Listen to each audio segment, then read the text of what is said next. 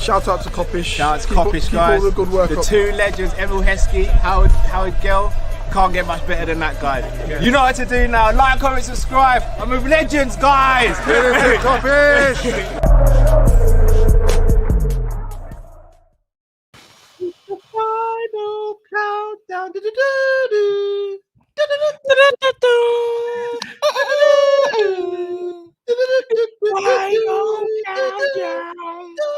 Boy. What's going on, lovely people? Hope you're well. It is the final preview of the 2021-22 season, and it is for all the marbles. Liverpool versus Real Madrid in the Champions League final in Paris. Man like Match joined. Drifty will be with us shortly. Once dubbed the shoe and many final, it doesn't look that way now, but Big Ears is still up for grabs. I'm not talking about Dumbo. Man like Matt, how you feeling, bro? What's going on, bro? Okay, some bad echo. Hold on. 1 2 1 2. Oh, it's gone now. It's gone now. Yeah, it's gone now. It's gone now. Do you know what? I'm excited, but I think I'm way more nervous about this game, fun enough, than I was the Premier League countdown, or shall I say showdown, shall I say? Because this one holds so much weight. This game is weighty. When I say weighty, bro, the scales, like, where are we going to finish up here with 2 domestic trophies, which obviously we still be proud of. Don't get twisted. We're proud. Like, we've won 2 domestic trophies. Yeah. But if we win a Champions League, bro, this changes the narrative. Like, literally. Like, it changed everything. It goes from being a good season to an amazing season. Because it's still amazing, because if you win the Champions League and you only miss the Premier League by 1 point and you win the 2 domestics, no one can't say nothing. To be honest, no one can't really say nothing if you win the 2 domestics, Cal. But the thing is, they will, because that's just how football works. You know what I mean? Big up to those people that don't support Liverpool. But yeah, man, I'm more nervous about this game, and it's because there's so much on this game, bro. Yeah, I'm nervous for many reasons, because even like I was saying to you before we even came on air, that we'll get into it, but team lineup and all that, there's so many things that need to kind of come into place for the final, bro. I can't lie to you. It's mad. No, I agree. As always, guys, make sure you smash the like button if you haven't, please. Subscribe if you're new to the channel. We're on the road to 25K. So please do help us get there. First super chat of the evening. Pimp in Distress. Big up Kopish dads. Pimp in Distress. Thank you. You know why, brother. You know why. It's always love. Thank you, my brother. The love is unconditional. Trust me. Thank you, bro. Much appreciated. We'll speak to you off air anyway. Indeed. Matt, you said a lot there. You said it's for all the marbles, all the gold. The fact that we didn't get the Premier League has probably put even more pressure on this game now. And as you said, 2 domestic trophies, nothing to be upset about. But it's going to be tough. And here's the thing. If we had lost the Premier League and then the Champions League and then won the 2 domestic cups, it would be viewed different than winning the 2 domestic cups and then losing out on the Champions League and potentially losing out on Champions League and the Premiership. It's just the way it goes, though, isn't it? Like, this is the business end of the season. We know these are the last 2 games of the season. That being said, Matt, Liverpool going into this game are tired. Liverpool going into this game are kind of ravaged by injuries to an extent. Gomez and Flacco, though, have apparently been training outside. They have. I've seen pictures of Thiago. Thiago individual training, but apparently could make the game as well. Yeah. Now, this is the last game of the season, but obviously you've got to think about the welfare of the person and their playing career for the rest of their lives and future. Do you stick or twist, though? Do you just, if you're Klopp, do you say, you know what, this is our last game of the season. God forbid they pick up anything, but if they do, they've got 2-3 months to heal up. What do you do?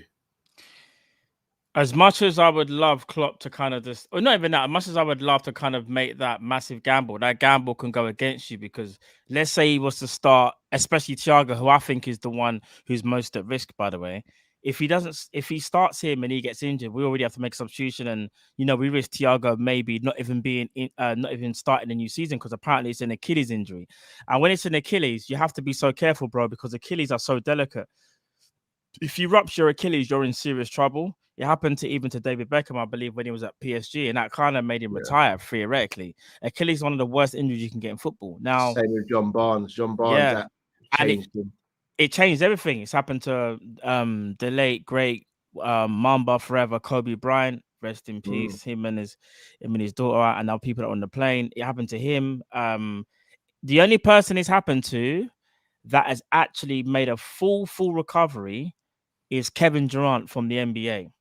But again, his one was a bit different because he was allowed a lot more time to rest because of the whole pandemic. So it kind of coincided him being in the pandemic hit. There was no basketball, had more time to heal. So that kind of helped him. I wouldn't risk Thiago, bro. I know it's a game where we look at if we was to ever lose, we'd always look back and go, we should have started him. I don't think it's worth the risk personally, and risk injuring him potentially for next season and him basically not being the same player. I think you go if Fabinho is fit, because I think Fabinho's a bit different. I think you go Fabinho, and then the other two kind of pick themselves. I don't want to go too much into team news because we'll talk about that on a separate thing. But I don't think we should risk him, bro. What do you think? I don't think so. I don't think it's worth the risk. I'm 50-50 on it. The thing is, are you? Yeah, because we don't know the extent. If it's a strain, maybe I risk him for maybe the last 30 minutes of the game. But if it's anything more than a strain, absolutely not. Because if he does rupture or tear or do anything more, we're not just talking about this season. We're not just talking about next season. We're talking about the rest of his career. Yeah, bro. We effectively could get the next 3 years out of Thiago and him be a world-class midfielder. I don't want to lose that on one night. Because even winning the Champions League, losing out on what 3 years of Thiago could be potentially might not be enough to pave over that. But at the same time, this is the Champions League final. This is the biggest game in club football. And we're here. And Thiago was a big factor for us getting here. And you saw the disappointment in his face when he got subbed off for the weekend. It's a tough one. Let me give you a devil's advocate, because this is something that could actually happen. We win the Champions League, but Thiago hurts his Achilles again and is just out indefinitely. We don't know when he comes back, and when he comes back, he might not be the same. But you win the Champions League. Is it worth that risk? Because that's potentially what could happen. Only time will tell. Achilles, bro. I know. Do you want to know what? It's not like a hamstring or anything like Achilles. Yeah, bruv. Achilles can end your career. Like, you'll just see man just not being the same if you damage your Achilles like that. Like, Achilles is very rare to come back from an Achilles injury and be exactly the same. Like I said before, it's only few instances that is actually happened. I'm just worried, and I know a lot of people in the comments are saying, "Oh, Klopp said he would train." Again, there's a difference between training though and match pace and emotion. Thiago could train tomorrow. I'm not complaining of no soreness, right? But during that game, being a bit overzealous, the emotion takes over. You do a little bit more because you want to make sure you win. That's the bit that worries me because it's an Achilles. Bro, if it was anything else, I'm not going to lie to you. I'd be like, if it's a hamstring, whatever, the hammy goes. The hammy goes. Like, it is what it is. But we're talking Achilles. That can affect you serious long term. It's a risky one from Klopp, I'll be honest with you. But if Klopp is saying that, he's going to train tomorrow, that says to me that they're not too concerned if he's willing to train. But we just have to just be careful with him. I don't think we should start him. I know we need him because here's the thing, Cal. Thiago was bought for this exact game. When we signed Thiago 2 seasons ago, this was the game we imagined. Champions League final, big man, take us over the line. Take us there. You are the conductor. You're the controller. Yeah. Facts. So it's mad. It's mad. We have a couple of super chats. Chris says I'd start Fab, Hendo, Naby, Thiago for last 30. Yeah, we'll get into that, Chris. We'll get into that in terms of lineup. I don't think there'll be many that disagree with you there. Musa says Diaz, Mane, Salah, Hendo, Fab, Naby, Robbo, Virgil, Matip, Trent, Ali. All good. Only question is between Naby and Thiago. It depends on his fitness. But yeah, I get the premise there. Yeah. Right. Can't speak about this game without touching on two players who have been in press conferences and speaking before the game. So even though they were speaking about the game, questions about their future came up. Sorry, Cal, I've got some breaking news that I think some people might already know. Sadio Mane was asked about his future. That's what I was just about to speak about. Oh, what? Oh, yeah. That's mad. That's actually kind of mad still. So Sadio Mane was asked about his future, and he says he will decide after the Champions League final. That is not. I don't want to. I'm gonna be real. That's just not good. When you say that, that's what like. All right, hear me out. Salah was also asked the same question, and he says the contract stuff he doesn't want to speak about. He hopes it gets resolved, but he says whatever happens, he will definitely be here next season. There's the difference. But hold on, no, Matt. Hold on. Him saying he wants to stay doesn't mean he's staying. And the reason I say that, let me land real quick and I'll let you jump in. The reason I say that, he's coming into the last year of his contract. We cannot, as a club, afford to let Salah leave on a free. If this is FIFA or Football Manager, you know you do it.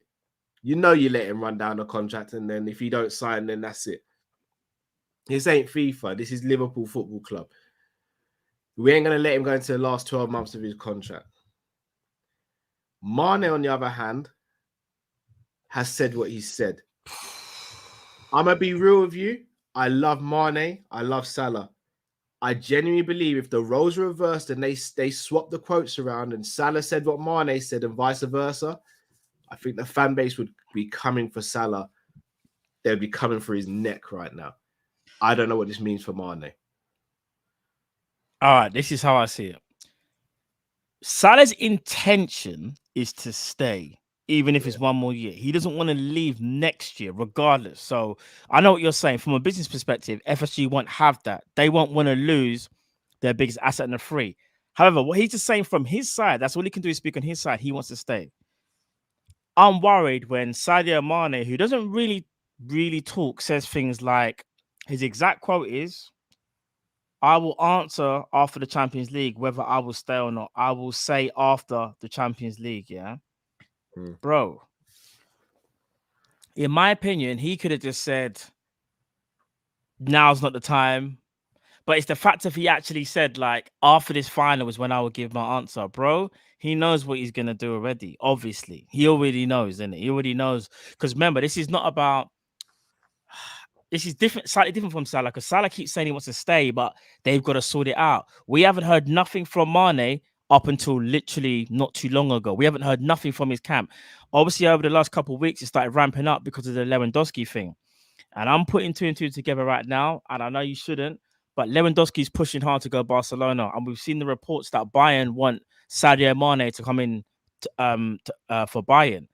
I'm not trying to say he definitely wants to go there, but he's going to get offers. And I think what even helps Mane even more so, he's had such a back end of the season. Like, his form from when he's come back from AFCON has been, but we're talking like top 3 in world football. Well, from the AFCON.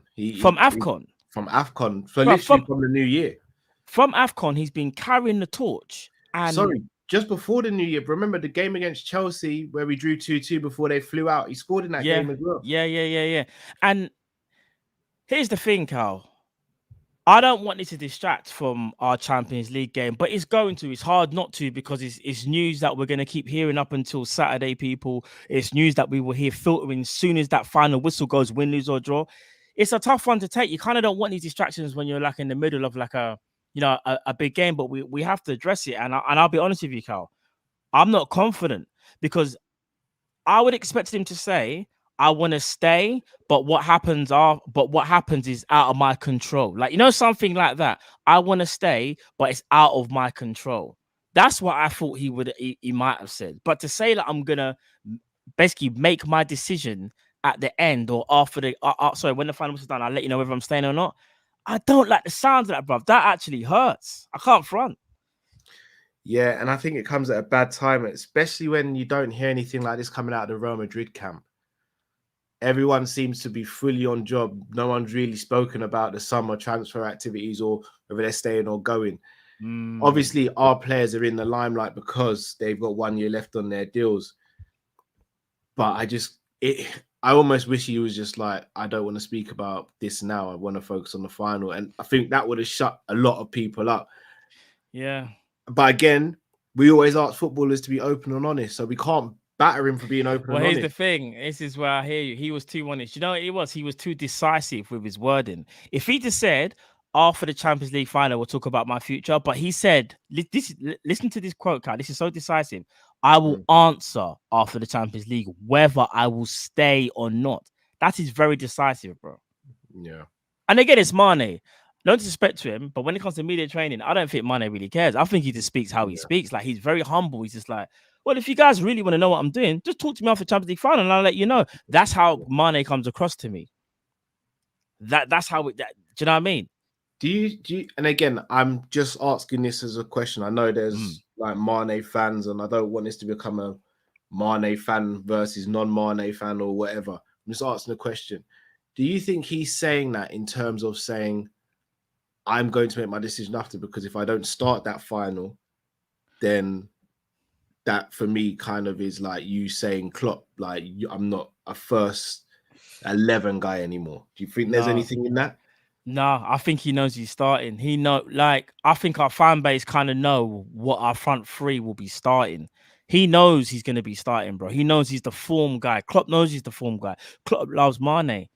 I'm just scared that Mane already knows what he's going to do. He actually already knows. It's not even like he's saying to us, like, you know, I need time to think about it and we'll come back to it. He already knows. That's what worries me. And obviously, it could be a good thing where he's just like, listen, I love this club, whatever, like, we're going to go again kind of thing. But then there's that other part where it just says, like, blah, I love this club, but it's time, you know, I make a change. I'm scared. I'm actually just scared, bro. I'm scared, if I'm being honest. Yeah. Drift, your thoughts on the Mane and Salah comments today? Yeah, sorry, boys. That extra delay was because there's a bee in here, and just as I was about to come true, the bee decided it wanted to ramp. So, yeah, if you see me start going mad, I'll box the camera out of the way because the bees come in my face. Pause. I actually watched the interview. I didn't even read it. I watched it with Mane. And he had a proper big smile on his face when he said it.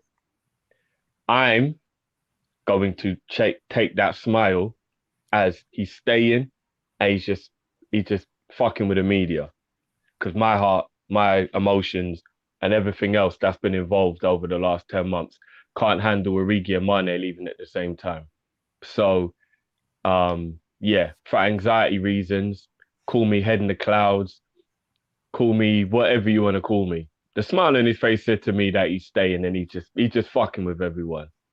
There you go. He always smiles, bro. That's the killer, though. He smiled. Not always. He smiles. He smiles, bro. He's an infectious kind of remember, he was miserable for a while. Bro, he smiled when he missed the FA Cup penalty. That's how he deals with things. Do you want to know something? If there's one thing you can say between Salah and Mane is you see like their emotion. You see with Mane, yeah? The only time I've really seen Mane really get annoyed was about 2-3 years ago when they had that little thing against Burnley, I think it was, where Salah didn't play. That's the only time I've really seen Mane get mad. Other than that, it don't matter what they ask him in the media, bro. He smiles. He doesn't. It's just him as a person. He's infectious. He loves life. He loves what he does. Remember, he's talked about this many a time when how his career has been. Like, he's proud of himself. He's proud of his country. Like, bro, this guy has won everything. He's completed football, right? So he has a right to smile. Bro, do you know how much people haven't got the accolades that Mane has? Bro, his accolades actually through the roof. The only thing he's actually missing is a World Cup. Imagine that. That's the only thing that he could actually get that would probably put him in like, we're talking like Eusebio and them, man. Like, bruv, and he might, you know what I'm saying? Mane's legacy is crazy. He's completely football. Even if he was to leave, we'd all be heartbroken, but he'll still leave with a smile on his face. He's graceful, bruv. He loves life. He loves football. He loves Liverpool. I just hope that, like you said, Drift, that smile is like, you know, you guys wanted to know, but I didn't want to tell you yet. But that smile could also just be like, listen, guys, I'm smiling now. And I'm going to smile when I give you my answer. You might not like it, but that's just who I am. It's Sadio Mane, bro. Yeah, I tell you what, though. I will definitely have a lot of questions to ask of everybody. FSG, Klopp, Edwards, everybody who for the last year and a half or so didn't get Mane and Salah's contract sorted out. I will have a lot of questions to ask because there's no way we get to the point where we've got arguably the best front line in world football in terms of squad and the first players or the first 5 or 6 players, whichever way you want to look at it. There's no way we get to a point where we've arguably got the best front line in world football. And then all of a sudden, within 6 months, we dismantle it. Like, even if you just look at it from that point of view, it'll be the dumbest, stupidest, backwards thing ever.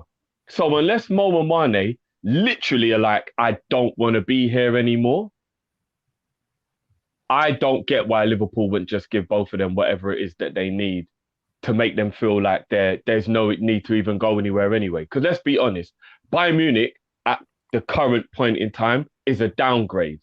The only place you can go leaving Liverpool now that's not a downgrade is Real Madrid possibly, and that's still only just on prestige kind of, and Man City. Everywhere else currently is a downgrade. And Bayern Munich are an absolute beast of a club, I know. But at the moment, they ain't really saying much. Barcelona are a beast of a club, but at the moment, they're not really saying much. So I'm talking right now, in this moment right now. Anywhere else is a downgrade. Why would any of our players go anywhere else other than Liverpool make them feel like they're not wanted? So they bounce. There's no other reason why you would go anywhere at the moment.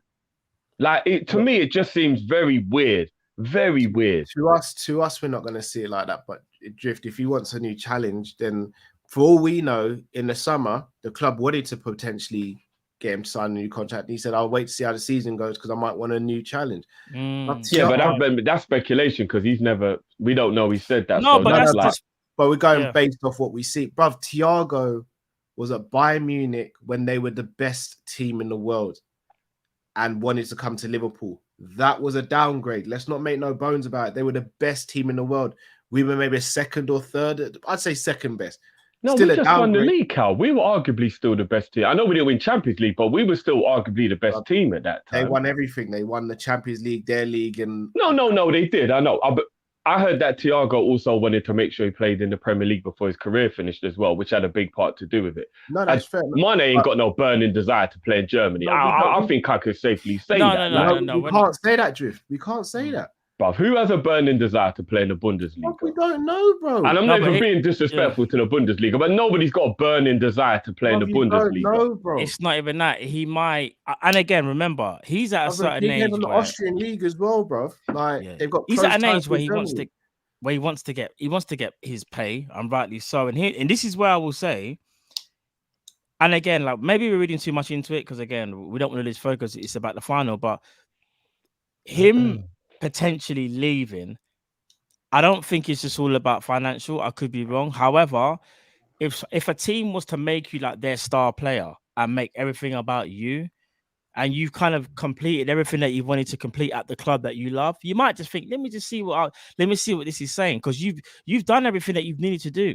Here's the thing: sometimes as fans, we kind of lose sight of what players actually want to do, not what we would like and what we would love. It's just what they want to do.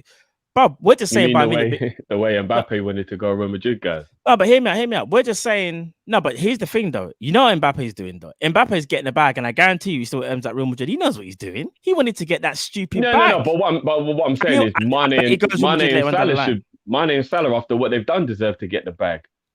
I don't want our players doing what Mbappe's done or getting that sort of money. No, not like that. But what that's not how it would be, though, isn't it? Our players aren't like that. That's not. I'm not saying that. I'm just saying it does come a point where it's crossroads. The team are going to look at it and go, are they on a decline or can they sustain this for a certain amount of years? This is just how. What to be fair, we're very analytical when it comes to our players. We've heard what Julian Ward and Michael Edwards do. It's very, very analytics. They will look at it and they will try and decipher whether they feel the outlay that they're asking for is going to be worth it. However, the X amount of years that these lot will still be at the highest level. Another thing as well, like I was saying before, it's about the player though. As much as we want to sit here and say, what's man thinking about with Liverpool? Are you crazy? He genuinely just might want a new challenge, and we can't even begrudge him for that if he does. We'll just look at it as fans and think, is he crazy? It's Liverpool. Like, you don't ever leave from us. But sometimes, bro, players just want to live in another country or they just want to try something different. We can't begrudge them for that. That's one thing I will say. Yeah. It hurts, but you know what I mean? It's and like I said, that's speculation. So until I hear something like that, I'm just going on the premise of Liverpool haven't sorted out his contract and it should have been sorted out a year ago. Same with Salah. Salah's a year ago. I disagree with Mane's being a year ago. Yeah, but we've been through this. Like we argued about this during the summer. He didn't need to prove anything. Mane was always going to be a G and just went for a bad patch. He should have had a new contract time ago. You can't give based on that, Drift. You can't. Nah, you can, bro. The proof's in the pudding, bro. He showed it. He was going for a bad patch. You can't not give someone a contract because they're having a bad patch. Like that would have been the most weirdest decision. Like, look how many people get contracts in other teams when they're going for a bad patch. If you're a good player, you're a good player, man. No, but sometimes it goes well, sometimes it doesn't, Drift. Like it would have been too high of a risk to give him a new contract last season. It would have been Drift. I fully disagree with that. No, but you're going to disagree because he's one of your favorite players. Objectively. No, just because he was always going to come back. That's the reason we had this argument and everybody disagreed with me. And I didn't even do the whole I told you so. I just let everybody learn the lesson themselves. Mane was never going to not play well for Liverpool. Again, he's a world-class player. He just went for a bad patch. Not denying that, Drift, but if he's going through a bad patch, you don't know when they're going to come out of it potentially. And again, you have to look at the bigger picture. We saw Mane as a left winger. He didn't finish the season as left wing. He finished it as one of the best strikers in world football. But none of us would have predicted that. Yeah, so but we can't even do the whole. That's neither here. That's neither here nor there. Though. No, it is. It's still him, bro. But he reinvented himself and all well to him. Like, but at the same time, we can't look back and be like, we should have got a contract then, because it wouldn't have been the right message for anything or anyone. It just wouldn't have worked. I totally because he wasn't even playing that badly. He just wasn't playing as well as he can. He wasn't even playing that badly. He really wasn't. I'm not gonna lie. No, at one point, Mane as a left winger, he was moving mad tired. He was moving mad hella tired, and I'm not gonna lie, the patch was for a long time. But again, this is one thing I will say, and this is why I give him credit, is because he's answered the call. And maybe that, like I said before, that Diaz signing gave him a kick up the backside, and not only that, it helped him because he changed position. And this position suits his characteristics because he's not as dynamic how he used to be when he was 25 years old. He was a left winger at AFCON, by the way. Top goal scorer. He wasn't left winger at AFCON. He was playing up top at AFCON. Nah, he was left winger, bro. I watched the tournament. If you even said it during the AFCON, you said he's playing up top. I don't think he was left wing. And to be honest, the whole front three just was like rotating through games. But he was still playing on the wing during the whole argument. The whole argument is this, though. You wouldn't have Mane at left wing now, would you, Drift? You would always have Diaz as your first. It depends. It depends what the scenario is, isn't it? So you still put Mane. If Diaz needed a rest, I'll be happy for Mane to play left wing. I'm talking about everyone's fit, and we're about to play Champions League final on the weekend. Who's your starting left winger? Diaz. All right, so that's what I'm saying. But that's not what the argument. No, but you're picking him because Diaz is the best left winger in the club, right? Yeah. No, because Diaz, I just want Diaz to play because he's one of our best players. It's not even about his position. I'm just going to call it what it is. Diaz is the best left winger we have at the club. Not the best player, he's the best left winger.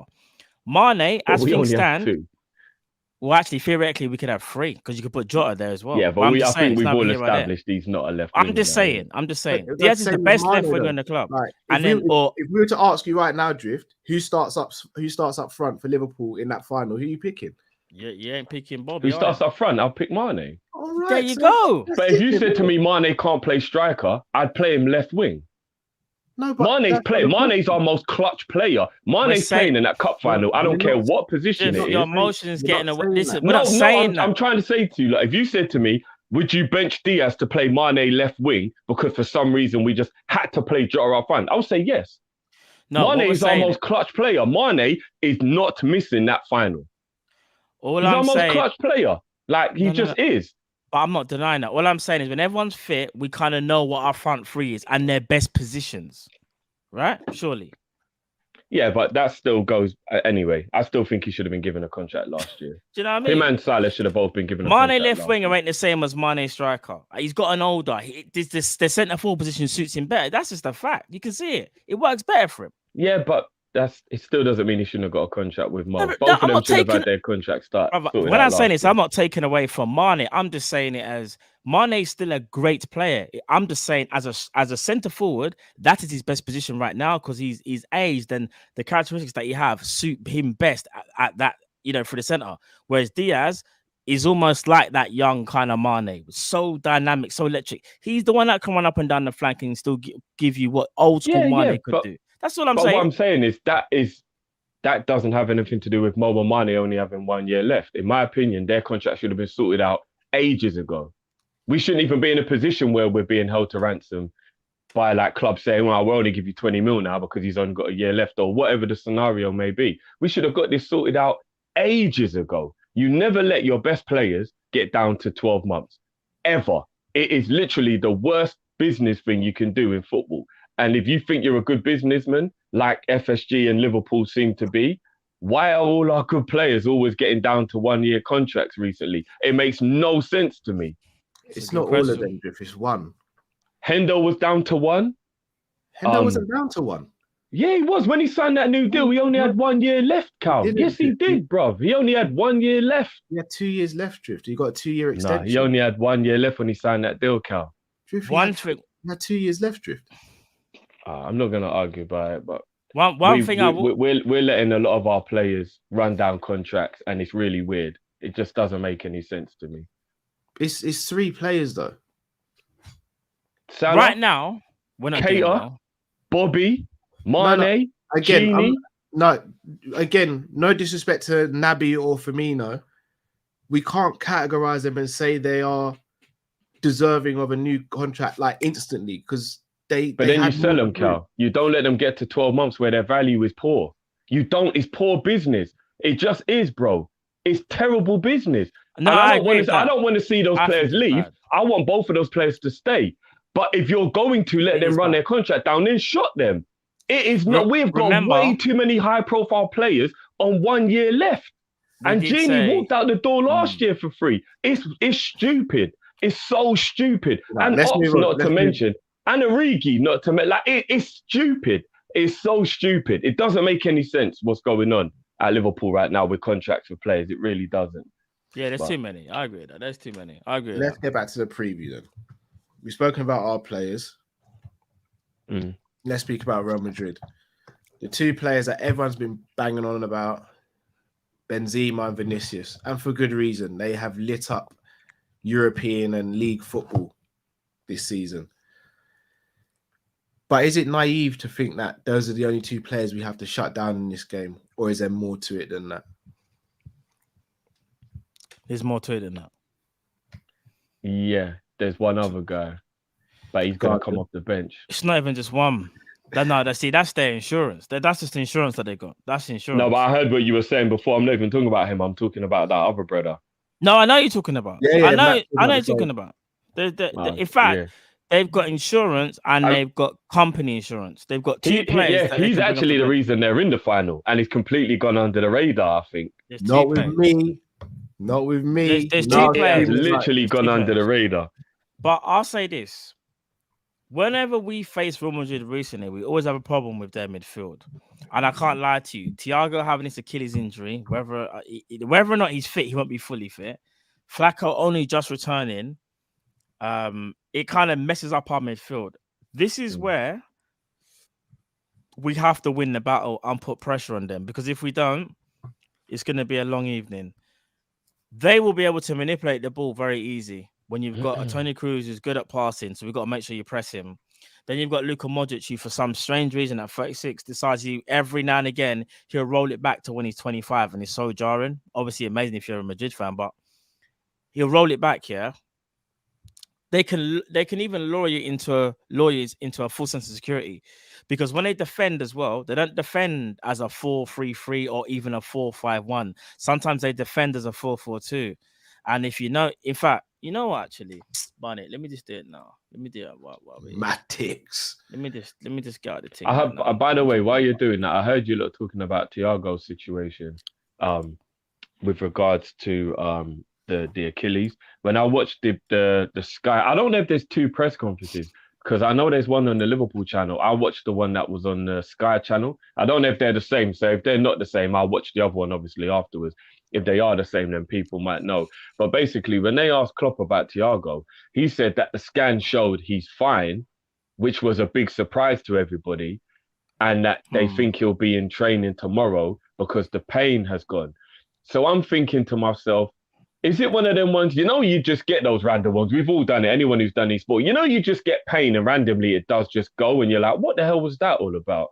Or is it one of them ones where the scan showed there isn't anything, but because it was hurting, it means that maybe it is getting weak and you still got to be cautious? It's really weird. I don't really know how to gauge that. But if the scan showed there was nothing there, then do you get what I mean? Like, it's weird, isn't it? Like, because normally a scan will show any damage in the muscle, and it said there was nothing there. So it's weird. It's like, so what was the pain he was feeling then? Like, it's weird. It's a strange. Even Klopp said he was very surprised at the outcome of the scan. So yeah, I don't know with the Thiago one.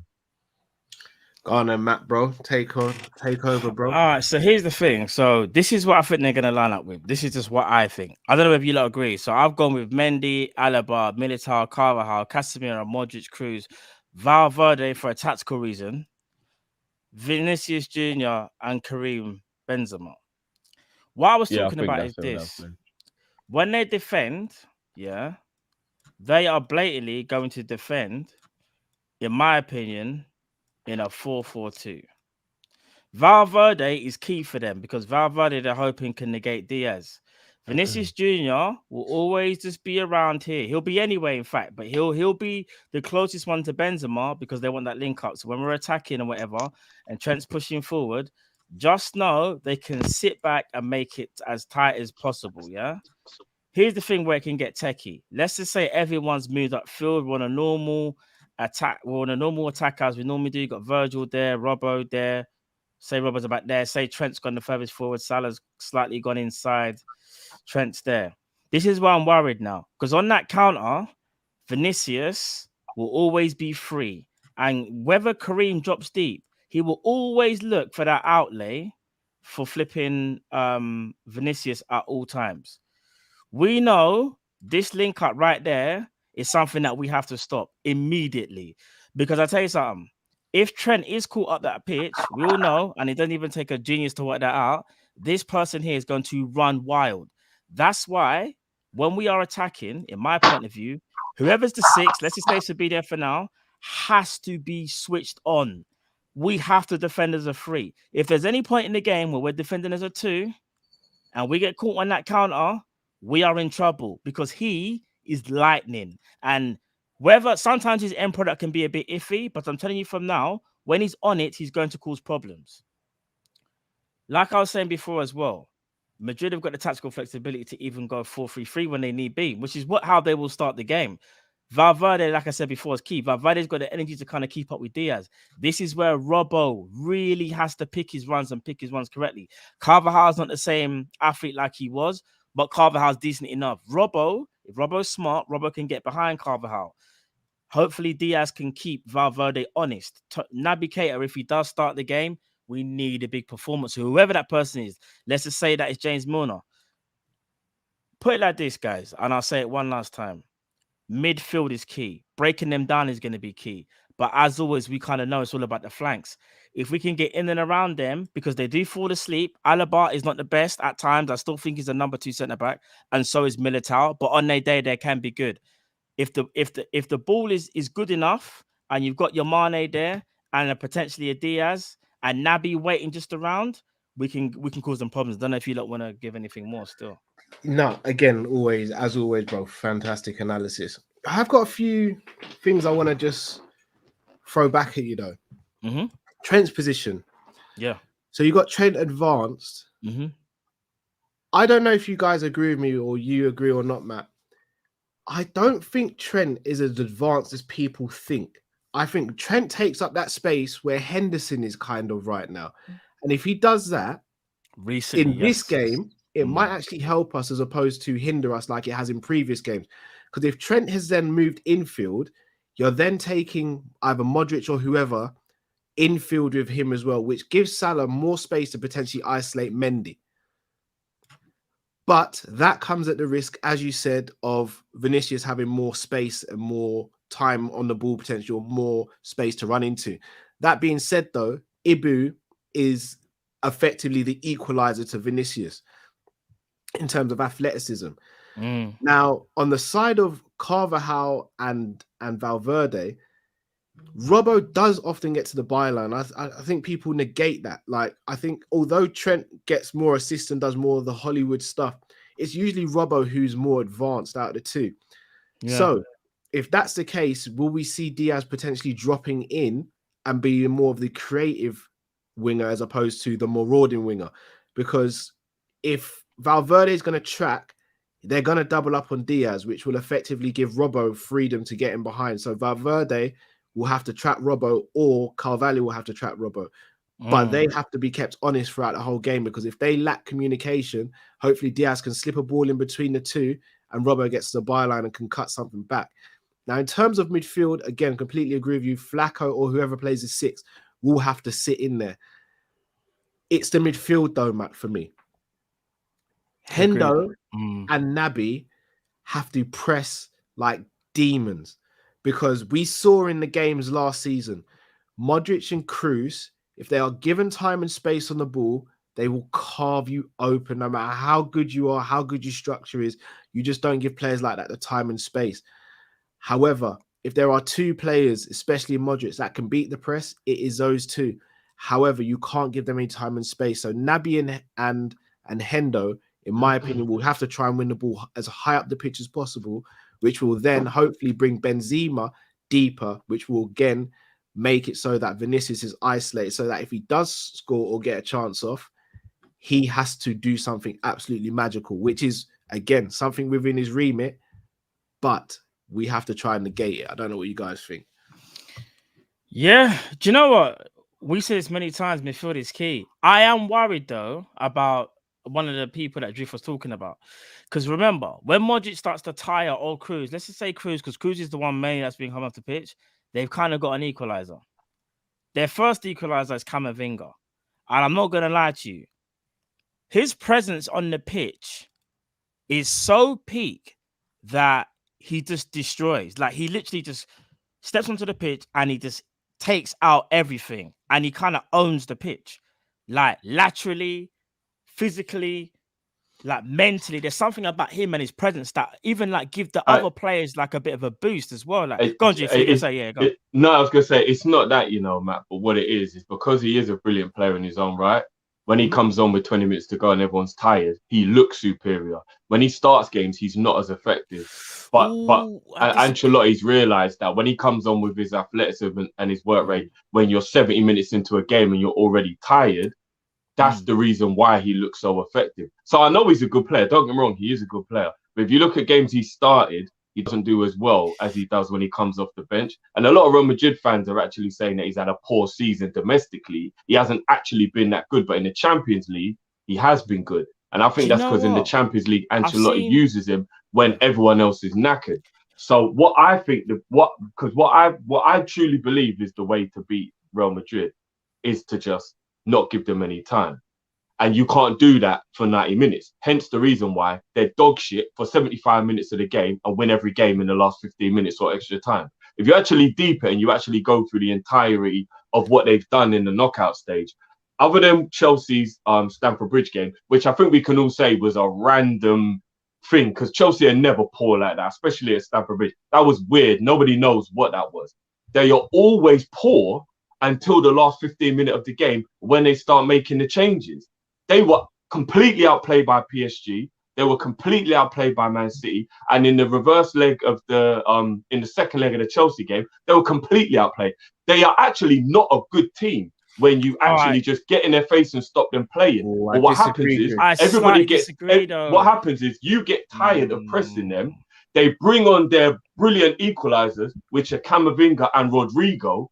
And then when they come on, they change the game because they bring a certain level of energy and a certain level of predatoriness in Rodrigo and Camavinga with their energy that then gives them that boost at the end of the game when you're exhausted. Does that make them a great team, though, Drift, that they're able to change and adapt? Yeah, they are a good team, but they've played really badly in every round of the Champions League. Other than the last 15 minutes. No, honestly, go and watch their game against Chelsea PSG. Game. They were 3-1 up way before the last 15 minutes, bro. No, that's what I'm saying. That was the only game. But that we can all say Stamford Bridge, Chelsea giving them all of those mistakes was an anomaly. Chelsea don't do that. Like, that was weird. Nobody knows what the hell that was all about. But generally speaking, at the Bernabeu, Chelsea made them look like they were Villarreal at the Bernabeu because Chelsea got in their face, pressed them, didn't give them any time on the ball, and defensively, they're a shocking football team. Yeah, Man City should have gone about 5-0 up in the first half of that Etihad game against Real Madrid. So what I'm saying to you lot is, they are a seasoned vet team with the know-how. They don't crumble. They keep going. They're mental. They are mental. They are mentality monsters. That is a fact. They are absolute mentality monsters. But if you're talking about their actually ability to play football, they're actually nowhere near good enough to be in this final.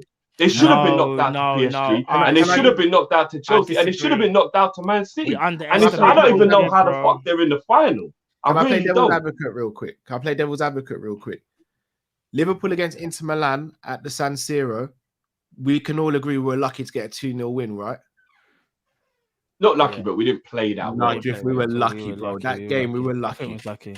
The home I wouldn't game. say lucky, but the home game, we were missing our chances, and they got a goal and could have taken it to extra time. The Benfica game, played them off the park in the first game. In the second game, we started conceding silly amount of chances. In the Villarreal game at home, we absolutely dominated them. But the away leg, they could have been 3-4-0 up in the first half as well, Drew.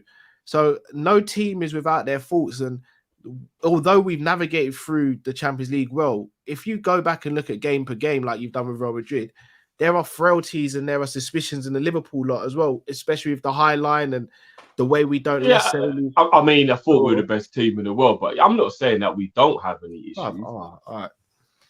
No, I'm just saying, like, you just said a lot of things that make it sound like we're like a poor team. I'm just saying. I never said that, though. We have frailties. Everybody has frailties. But Real Madrid in the Champions League. About Real Madrid, we're still a great team, though, right? No, but I don't think Real Madrid are a great team. I just think I think they are a great team. Oh, no, that's fair enough. I think they've just got know-how and a couple of brilliant individuals. I don't think they're a brilliant team. I really don't. That's kind of what makes them a great team, bro. Nah, not really. Because those moments, those moments don't always get you through. Like, if Donnarumma doesn't do what he did, they're out to PSG and they're gone in the quarterfinals. Like, there's been a few things along the way where I'm like, you got to rate them. Of course you do. And they've got some world-class players. But there's so many moments along the way and you think, rah, talk about Lady Luck. Like, seriously, talk about Lady Luck. Like, there's so many things that happened in the Chelsea double leg and the PSG double leg that just make you think, right, I don't even know how Real Madrid are even here. Like, if I'm being honest, I don't know how they're here. This is how I look at it. I look at it as, okay, so they're not the same Real Madrid that beat us in the final in the 17-18 season, right? But they're a different Madrid. They've got the old heads there, and they've got world-class players. They can take your hardest punch and dish it back when you least expect it, and they can change things up as well. So yes, of course they're not the perfect team, but they've got weapons of mass destruction, and when they use them, they can use them correctly. For example, Vinicius Jr. is a weapon. Benzema, a weapon. Rodrigo off the bench is a weapon. Camavinga is a weapon. here's the thing: they're not as Hazard like for one game off the yeah, bench. they're not as complete as us, so to speak, in a weird way, because we're more of a unit. Like the way how our unit functions, they probably got more individuals that can get them out of a situation. However, sometimes that is the sign of a great team because they're only going to get better, they're only going to improve. And it's the only reason we're saying this is because they're just that bit older. They're not the same Real Madrid. Because I'm telling you from now, if this was the 17, 18 kind of Real Madrid where they had a little bit like younger people, this would be even a harder game. We're actually kind of fortunate that some of these players are a little bit older, but let's not act like all of them are old. Vinicius ain't old. Camavinga ain't old. Ferland Mendes not old. Valverde, Camavinga, if I didn't say him already, Rodrigo, they've got players there that can hurt us. And they've got arguably the best striker in the world this year in Benzema, who just knows how to score. And what worries me is that there will be times when our high line will get tested and we need to make sure we are switched on and that we don't overcommit, because at any moment that game can change and we have to be able to answer. So you see, when Camavinga steps onto the pitch, we've got to have an answer, whether it's just a personnel change or a tactical change. This is where Klopp really has to earn his money, because I do believe in him, but I'm sure they've seen it, but he needs to be aware of all the issues they will cause us. Valverde starting is just a tactical thing because Valverde is very athletic and he's very disciplined. Klopp should already know that Rodrigo is going to come on and try and change the game, whether they're winning or losing, because Rodrigo is very much a cavalier type player in terms of he can change the game, as we've seen at a split of an eye, a bit like Vinicius. They got weapons. Yeah, of course they got weapons. I'm not saying they're crap or anything, by the way. Of course they're a good team. I'm just saying, if you actually look at the way they play, it is very much use mentality and individual moments to get them through games rather than them being like a team that's just got this great game plan with this great like team. You know what I mean? Like they don't really play as a team. They more just play like they've got the know-how because some of their players are very seasoned and they like know what they're doing. And somehow they just navigate through the bad time just enough to still be in the game enough to have a moment that can get them back in it. They completely have been outplayed for the majority of the time. So the point I'm making is, of course, they're a danger to us. And of course, I don't just think, we're going to win the game and this game's going to be easy. Nowhere near it. But what I'm saying is we have to have a game plan that makes sure that we keep them from gaining any confidence, because I feel like that's what seems to get them through the game is when they get a moment where their confidence goes up. Because if we keep their confidence low by like pressing them, putting them under pressure and doing what Chelsea did for 80 minutes, what Man City did for about 80 minutes, what PSG didn't even really press them, but they just controlled the game. If we can do what they did, but just go that one bit extra and just do it for the whole game, then we should have enough. It's just don't let them get that moment where they believe in themselves and then all of a sudden they just give you this like this switching music and you're like, raw, where the hell did that come from? But the only way you can't give a team like that a moment is if you bury them. You have to bury them, because if you don't bury them, they will always. Which is what Man City said. Man City said if they should have, if they took all their chances, they'd have been buried. Then it's true. If they took their chances, they would have been buried. And in a way, that's a sign of a great team that they never give up. Just like us, we never give up. Like so that's what I was going to say. If they go if they go 1-0 up, are you confident we definitely get back into the game? It depends how we're playing. Regardless of how we're playing.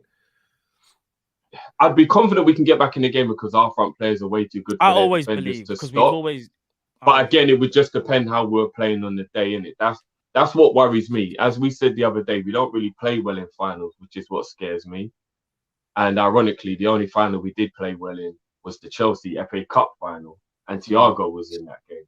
The thing that's what scares me so much about Thiago maybe missing from this final. And this was going to be my next question. Marque got to it first. Our midfield is potentially going to be tired. You've just said, guys, both of you, Camavinga's a weapon off the bench. Yeah. In midfield, who's ours? We don't have one. That's the worry. You have to do something a bit different. So you're kind of sacrificing the midfield battle bit in terms of we can't really counteract with another midfielder. So you kind of have to maybe counter-attack with an attacker. And that's what I think Klopp will do, because Klopp ain't stupid. Klopp kind of knows that midfields, we're looking a little bit light. The reason we're looking light is because of the players are half injured. They're not fully fit. If this is a fully fit Liverpool, this is where you have you got more choice, because then you could, if you want to, you can go Fabinho, Henderson, and Thiago to start the final. You can bring on Keita, but if you're already bringing on the player that's already supposed to be on the bench, you're kind of losing one of your weapons, in it. Because I'm gonna be real, if everyone's fit right now, it is a toss up to decide who actually starts. If I'm being genuinely honest, I probably will go Henderson for mentality, Fabinho and Thiago to start, and I would bring on Naby maybe when they bring on Camavinga, and being like, bruv, you need to match his energy, not necessarily be like him, but go and do what you need to do. Put pressure on their midfield, put pressure on their defense. That's what I would do. So you know what, man, I disagree. You know, I think Naby should start the game, and I think Hendo might actually be a better option off the bench when they bring on Camavinga, because he's disciplined. No, we need a Hold on. leadership. Let him land, man. Let him land, man. No. Okay. Henderson's disciplined, and if his role is to sit on Camavinga and stop his energy from being effective, I can trust Henderson will do a decent, if not good job at that. If you ask Naby to come off the bench and try and do something with Camavinga, I don't think that works, personally. Naby isn't even very good at coming on. And again, this isn't no agenda against Naby, obviously, you know.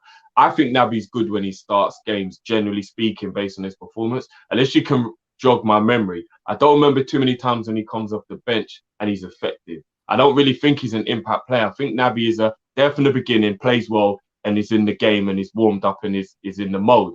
I don't really remember many times when Naby's come on for 20, 25 minutes or whatever it may be and got straight into the speed of the game. I think there's only one time I can remember that happening.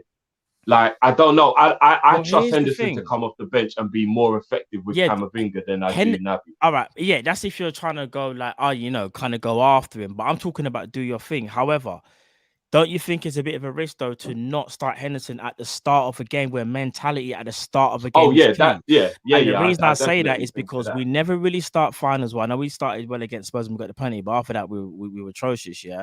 And let's say Real Madrid was to score or score again, we're in trouble. And then we're forced into that change, and Henderson's almost forced himself to be that guy.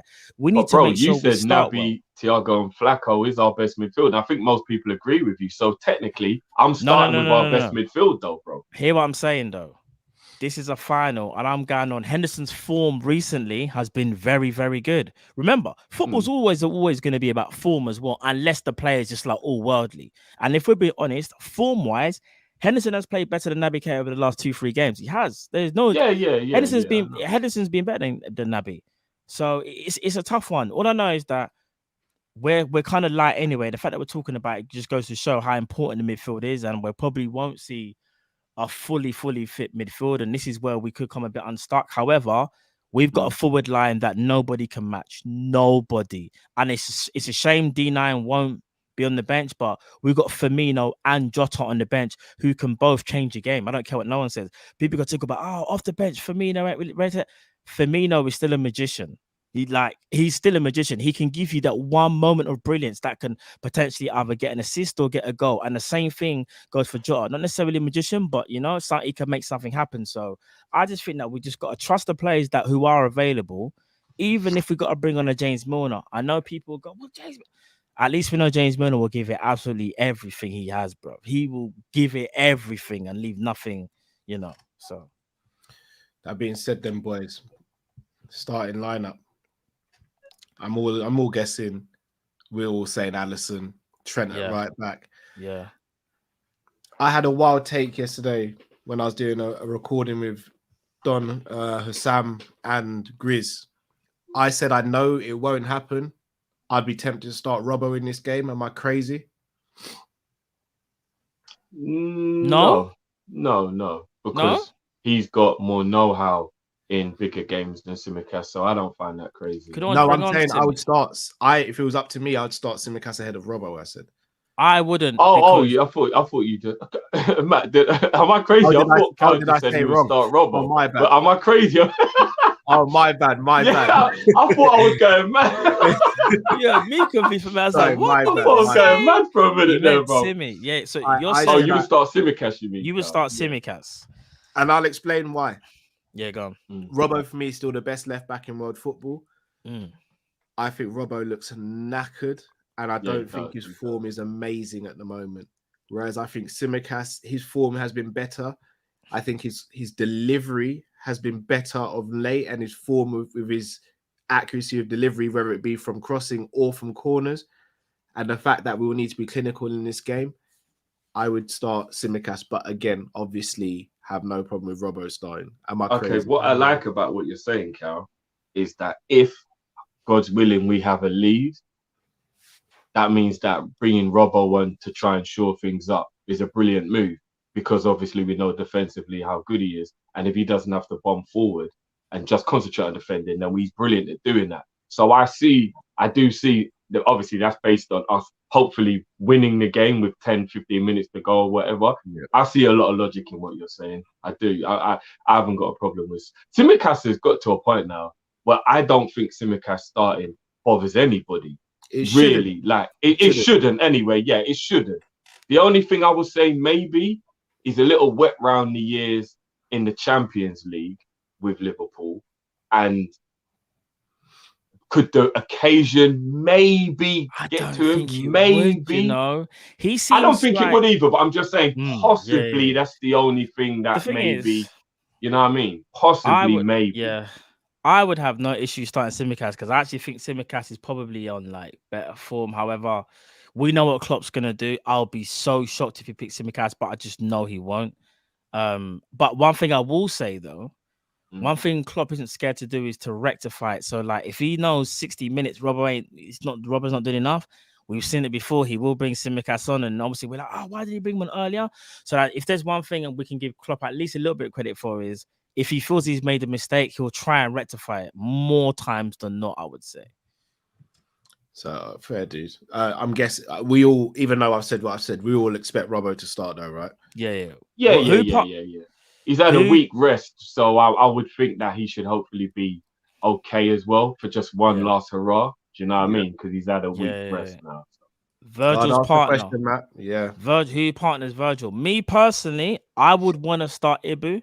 I think Ibu is tailor-made for this game. Here's the thing. I'm going to throw another argument back at you, though. Okay.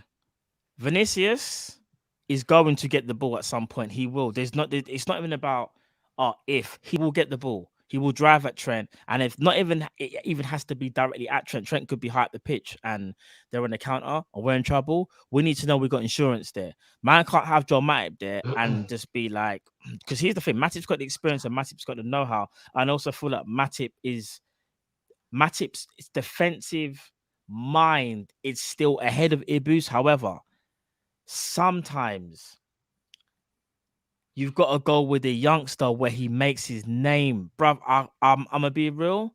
For me, this game is made for Ibu to finally make his name for Liverpool. The game where we say, "Oh, bruv, Ibu's performance." This is it for him, in my opinion. This is it for my man. Still, do you know what my back? So go on, yeah. No, go on, Carl, go on. I hear everything you're saying, Matt. Mm-hmm. But for me, attacking wise, I know from set pieces, Ibu's a beast. But you see, if Real Madrid are going to play the low block, how you've got on the screen there, the perfect man for that is Joel Matip. So that from a start. Also, Ibu athletically is amazing. But because of his age and his experience, he has got a lapse in concentration in him or a rashness about him.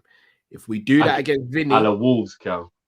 Yeah, if we do that against Vinny, we could be in major trouble as well. It is splitting hairs, but this is the reason why we're happy, because a year ago we wouldn't be having this debate.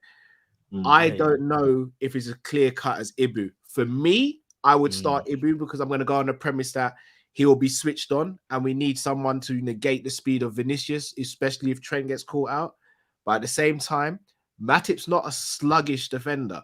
He doesn't look fast, but he's not slow. No, but going the other way, his passing and breaking the lines of his passing or his dribbling could absolutely stifle Real Madrid as well. But here's why this is crazy, because you two have said something that I ain't even been thinking. So I'm going to throw something else into the pot now. Aerially, there's nothing wrong with Ibu. He is good. But I think the best header out of the two is definitely Joel, in my opinion. And for me, you got to worry about those crosses coming into the box for Benzema. And I think Matip copes with that better than Ibu does, in my opinion. Whoa, that's a debate. You know why? Because I know you say I think Matip is smarter. However, if we're talking That's why I think it'll be better though, Matt. Because I think he'll pay attention to Benzema's runs more than Ibu will. It'll be about intelligence. It won't just be about the physicality of headering. But it will be about using his brain to watch the runs of Benzema. Matip is better at that than Ibu is. But here's the thing. Benzema's movement is so good, to the point where you just got to stand toe to toe with him. So if the ball's in the air, you can't really like do any tricks in that, like try and stand right up against man. So like you put him under all of that stuff. You've literally got to match him. Ibu is the best person to match him, to the point where when the ball's in the air, we kind of know man's just gobbling that up. That's mine. Bit like Verge, because we already know. And here's the thing: we'll see it anyway. Benzema's movement is very much, he likes the inside left channel because he likes to always cutting on his right hand side anyway. So we kind of know as well, Cal. Whoever the right sided centre back is for us, whether it's Matip or Kanate, he's gonna pin himself most likely on that defender, because I guarantee you it won't be Verge. And whoever plays against him, they've got a game on their hands, because Benzema does everything. He's false 9 and 10. Very true. Midfield, does it pick itself? If the injuries, I mean, are we basing it on premise of? I'm gonna base it on Flacco being fit. But one thing I will say, and again, not to dispute what you said, Matt, Hendo has been absolutely excellent over the last couple of weeks. But can I say, guys? I think the B literally just went across the face of the thing, so that's why I don't want to look like an idiot trying to swat this thing on camera. Bear with me, guys, because you lot are gonna think that I'm just on a madness. Yeah, bear with me.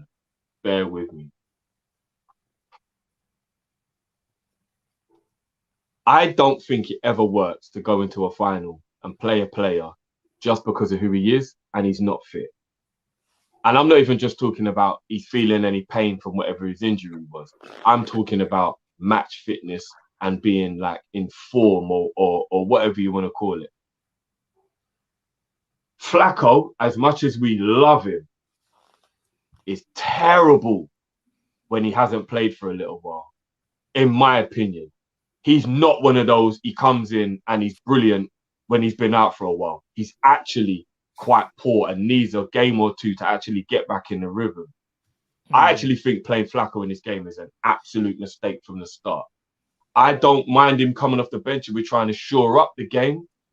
I'm going Hendo in the 6 in this game because I don't think Flacco coming back after being out for 2 or 3 weeks is a good idea. I really don't. Especially the way he looked in the game before the injury as well. He looked like he was knackered. Like, it's been a long season, isn't it? Like, it really has. It's been a long season. I'm also not keen on Thiago having an injury and starting the game. Color me crazy, boys. Color me crazy. And you're going to think I'm absolutely nuts. I don't think you're nuts. I know what you're going to say. I'm going Man United and Everton midfield. I knew it. I'm going Henderson, Naby, and Milner. I really am. And having them, man, as weapons on the bench if we need to try and do one or the other. Thiago to win the game, Flacco to shore up the game. I don't think those two starting the game is a good idea. I really don't. Do you know what? I fully understand where you're coming from, and I've got no problem with it because here's the thing, though. I think when we play that midfield, I think as good as that midfield will be against Real Madrid, it's a risk. It is a big risk, though. I can't lie, but I understand it because I was talking about off-air before we started as well, even about Thiago. And obviously during the show, the Achilles thing worries me. I definitely wouldn't start him. Fabinho, you got a very, very valid point. When he's coming back off an injury, he needs rhythm to get back to how he is. So if we're doing that, we're kind of conceding the midfield battle and as good as those three are as a unit against teams, they don't really come up against a Real Madrid every day, innit? So, but I think it's the best that we have, if I'm being honest. Injury, with all the injuries. I tell you what it is as well, guys. Yeah, forget about the actual names, which, with no disrespect to them, does scare even me. Like, it even scares me to just say that out loud and see that on paper when they're doing the lineup. Like, even I will be like, your heart starts beating. You're like, Jesus, look at the names on their side and then look at the names on our side. So don't get me wrong, but why I'm trying to go with it from a logical point of view rather than an emotional point of view is, if there was 2 players in our team that I said to you, lot, Klopp will give them an instruction and they will follow it to the absolute T, and they will deliver what it is that Klopp's asked. Me, I think Milner and Henderson are those 2 players, personally. Now you're absolutely spot on, Drift. But then I ask you, can the body handle what the mind's telling it I was to going to do? say, because And Milner's that's why we make the subs up about 60, 65 minutes. Might You be know, too late by that time. I'll be honest. By half time, Milner, if he starts, will probably be on a yellow card.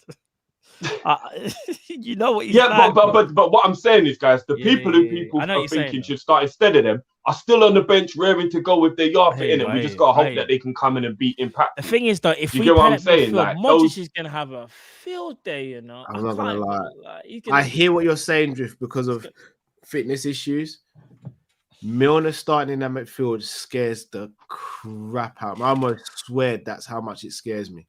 But it's gonna be, if James Milner starts, just know the referee gonna be having an internal battle whether he's gonna destroy the Champions League final, and that's because of the 60th minute he's gonna be thinking, should I be giving Milner a second yellow? Sorry, I just gotta laugh about it, guys. You know I love Milner, but you know what? Not necessarily. I know Milner is prone to giving away a yellow card here and there, but he's not a reckless fool. No, Drift. It's got nothing. No, he's not reckless. He at times he struggles to keep up with the pace. He's 37 years old. I get that. He's had a week's rest though, boys. Bruv, he could have 2 years rested. Don't matter, bro. He's the same. It's a bold shot. All right, Ox, anyone? Yeah. Can Ox get a look in? Nah. Probably more Curtis Jones, bro. I think Ox is the worst player to play out of the entire 26. But I'm gonna be real with you. Ox, I'd throw Ox in if I had to. Over the other way, Cal. The guy is out of rhythm so badly, bro. Out of Jones, he hasn't played football for 4 months. I hear you. But out of Jones, Ox, and Elliott coming off the bench, who really do you think would actually cause more of an impact?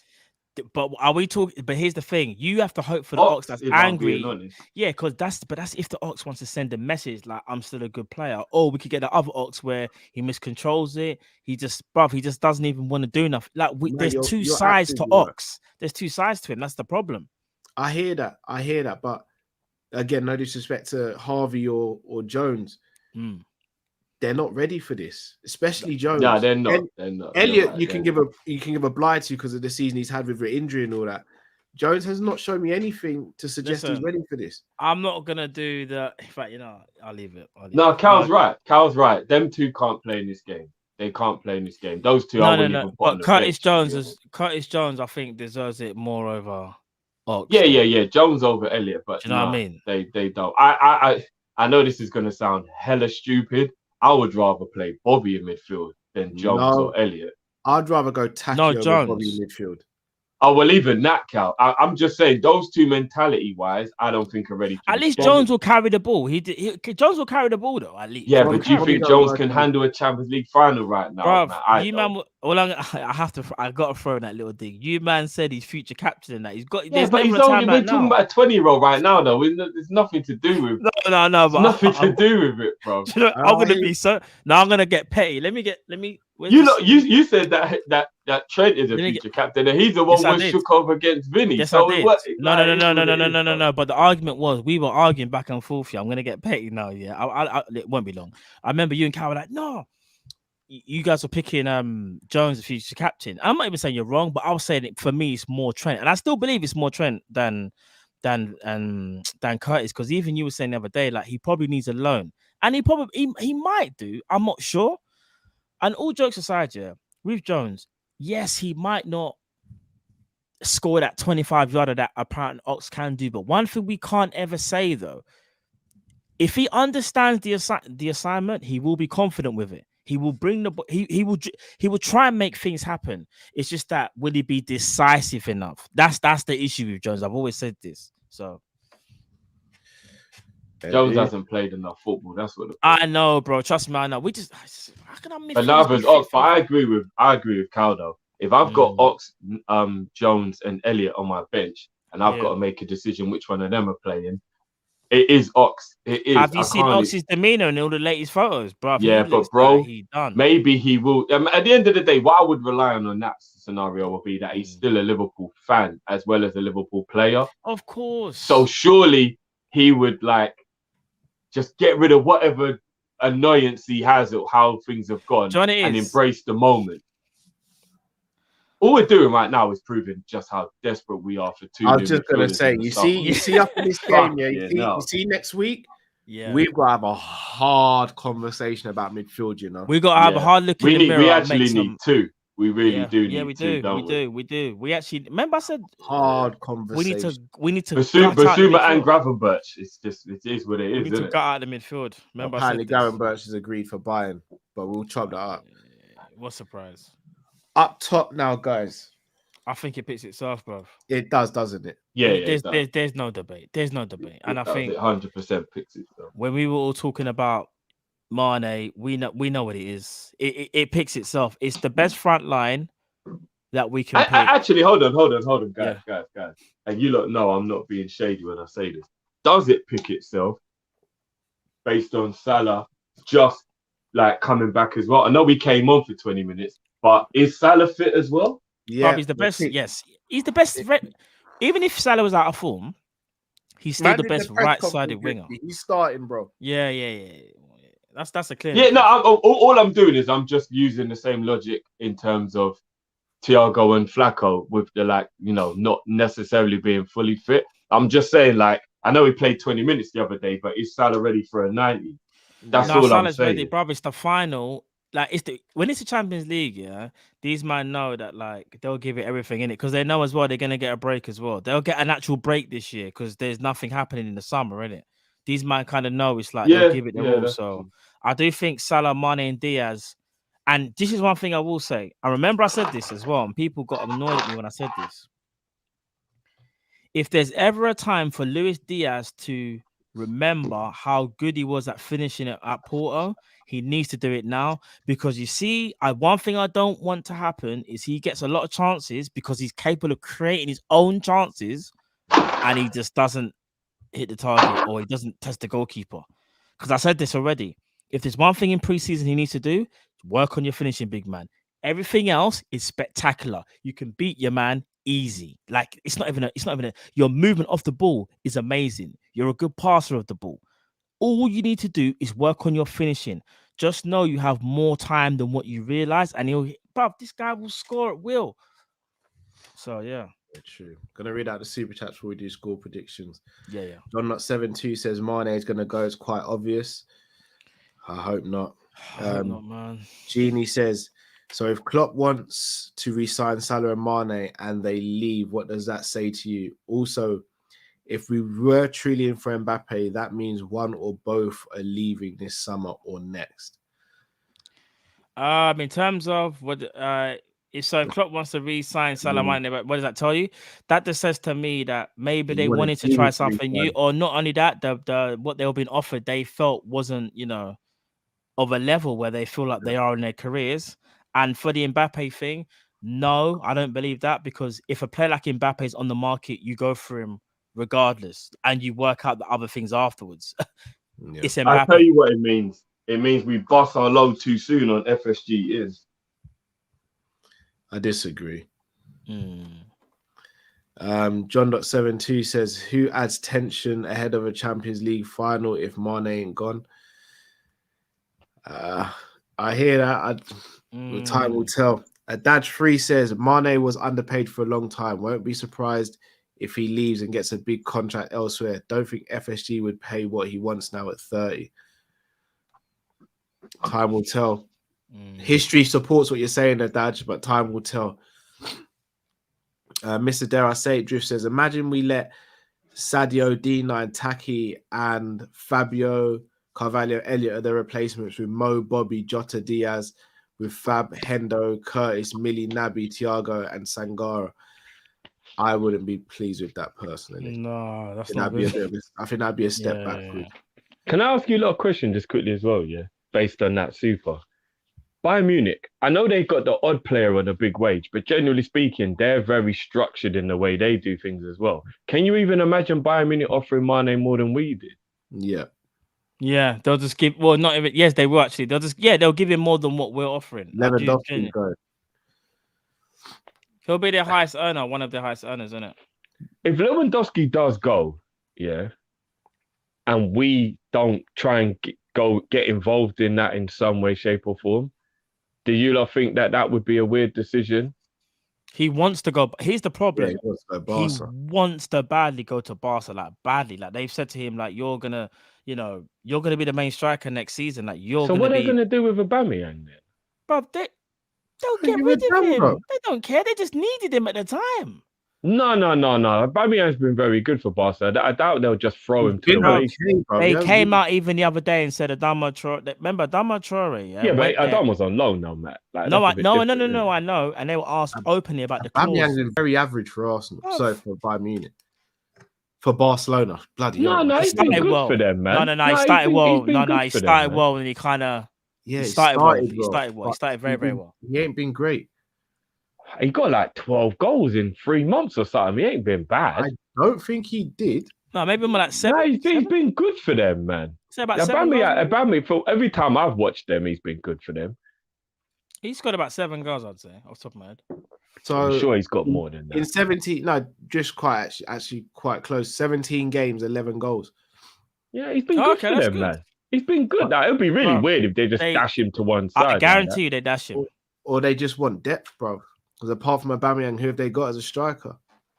Yeah, I get that. That's true. I mean, maybe they'll play him left wing. Dembele is leaving as well. Maybe. Yeah, I don't know. But he's also a striker that scores in bunches as well. So even though 17 and 11 sounds fantastic, let's say, for example, he scored 7 of those 11 in the first 5 games, but only scored 4 in the last, 12. You're looking at it thinking, oh yeah, Ferran Torres plays up front for them as well. Right, Lewandowski going there would be a bit weird. I can't lie, bro. They will put Lewandowski. It's like they're just buying players. No, but you get what I mean. It's like they're just buying players for the sake of buying players now. It's a bit weird. It's like but the thing is, Ferran will be used on the flank though. They'll use Ferran as like an inside forward, innit? And then they'll have other. Remember, Dembele's going, you know. Most likely, it does seem like they're just buying players for the sake of buying them, though, don't it? Rather than like having a plan of where to play them. I don't know. Well, yeah. I think he suits them better as well, though. Franco29 James says Tom Werner, the chairman, says we want to keep Salah and Mane. I'm sure I wouldn't listen to Tom.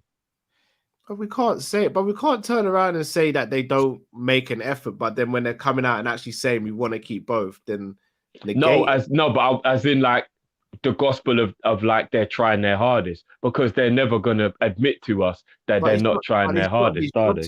It's not his job. That's the job of Julian Ward and them, man. He actually did say that as well. Well, it's a collective effort because the hierarchy can still give them guys more permission or more pressure to do more to make sure it happens. Because they're the ones that put the restrictions on them, Cal, aren't they? No, but they're also not the experts. So if the experts are dealing with it and the experts say, well, this is what we've said and they still don't want it, or this is what they want, the chairman might be the chairman, but if you're not an expert... then... Yeah, but the chairman and the owner will still be the ones who go, with 20 extra grand, do it? You've got permission. Do you get what I mean? Like, they're still the ones that give the, like... I doubt it would ever come down to 20k, though, Drift. What, per week? I think that could be. I think like 20, like 200 instead of 220. You never know, bro. That's an extra 80 grand a month, bro. Them things help, bro. I don't think it would be a case of 20k. Franco James says, "What do you think about Klopp's awards and the noise? Fully deserved." Yeah, fully deserved. He doesn't. 100%. It's really baffling to me how they won the league. Man City, but they've been talking about us more than they've been talking about winning the league since it happened. It's really strange. Who cares about them, innit? But... Our lad says Carvalho, Jota, and Diaz can play left wing. To be fair, yeah. Our lad said Thiago potentially coming back is a big boost if he's fit. Let's hope. Yeah, it's a risk though. Big up to Dave's LFC chats. Make sure you go and check him out, guys. It's going to be in Liverpool this weekend. So, Dave, please do keep in contact. Hopefully, we'll be lifting that trophy and we'll be see what we do next. This Saturday's the day. Saturday, 8:00, people. Mr. Dare I say it, Drift says, if we don't get a CDM, CM, right wing and right back, we can forget about the league. Be just challenges if we don't get one in the summer, not winter too late, in my opinion. I agree. I do agree. Jamrock said, let Ox break the lines against Modric and Kroos. I agree with that as well. It's his mind state, though, if the real Ox turns up, which is I agree. I agree with that. It's as the well, mind, isn't it? Is he like, yeah, the mind's all over the place still. For real. Shout out to Themba, whose birthday it is. Said the missus let him off to watch the show. So I appreciate that, Themba. Have a great birthday. This is for you, bro. Oh, bro, it's your birthday, bro.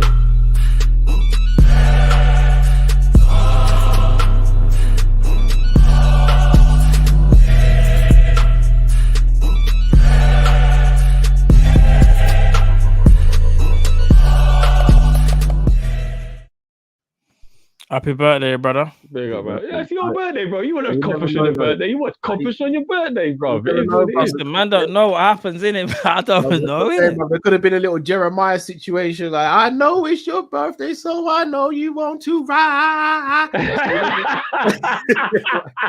never know. You never know, bro. You never know. But if it's one of them ones, then I respectfully say, Themba, watch us on repeat, brother. You never know. You might have asked for a delay on the package. You get me? Look, and a couple people are like, don't work like that. I'm sorry. If you don't get 364 days, at least get that day, boy. Come on, at least get that day. Your day. It's your day, bro. Exactly. It's his day. It's man's day, bro. It's his day. No, people saying it don't work like that, as in you can do what you want on your birthday. I'm like, that's the only day you can do what you want, isn't it? But anyway, we move. We move. Edward says, start Thiago as we risk using another sub. If we sub him after 60 minutes and say only last 10 minutes, we'd have to sub him out. So better to start him, in my opinion. Decent point. Yeah, it's actually a good point. I didn't think about that, to be fair. Yeah, I don't know, man. I think the only advantage we have, boys, is that there's 5 subs in Champions League, so it doesn't feel as dramatic. That's as true. That's true. That's true. 3, do you know what I mean? Yeah. That's the only thing. Yeah. Ash says, feels like the last dance for the famous 3: Mane, Salah, Firmino. Mane is definitely going PSG or Bayern. Sadly, I think it's his decision. He wants a new challenge. Good luck to him, and we go again. I trust Klopp.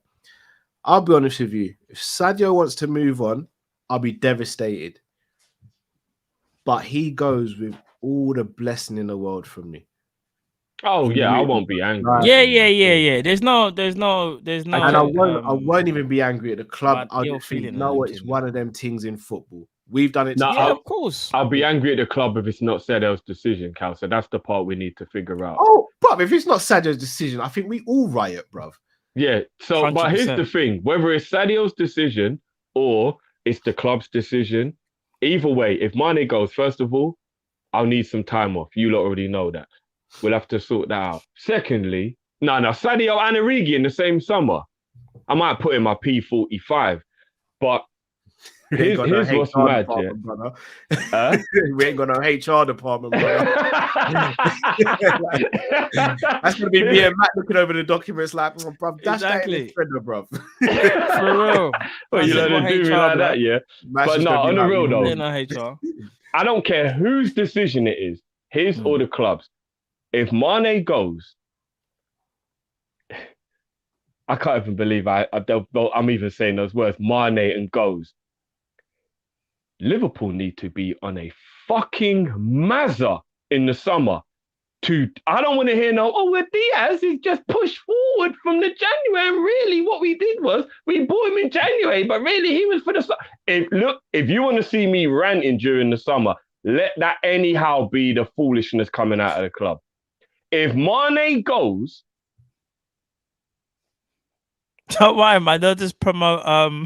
no. What's my man's name? We need no. Again. What's his name? Gordon.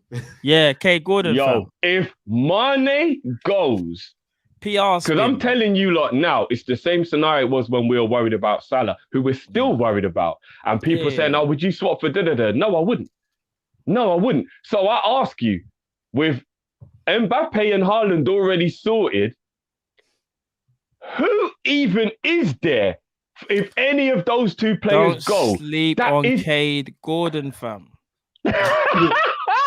Bro, don't do that. The PR spin from Liverpool is the maddest. They'll say things like, Klopp was watching him from last year, knew he had the potential, so therefore he get, bruv, you know what it's like. The spin will be mad. The spin would be, or there'll be a player that we've never heard of. That we never even heard of, yeah? And they'll be like, yeah, Klopp's making the fourth choice. You're like, who is this brother? Man's only seen him on the team sheet like once. Do you know that genuinely scares me, you lot? Do you know that genuinely scares me that would be how they would look at it? We wouldn't. I think, all jokes aside, what I think we would do is I think we'll go transfer market, but whoever we get, it won't be the same. And when I say not even the same, the caliber of player, I think the fan base might be upset about, because we're talking about one of the best players of his generation, yeah?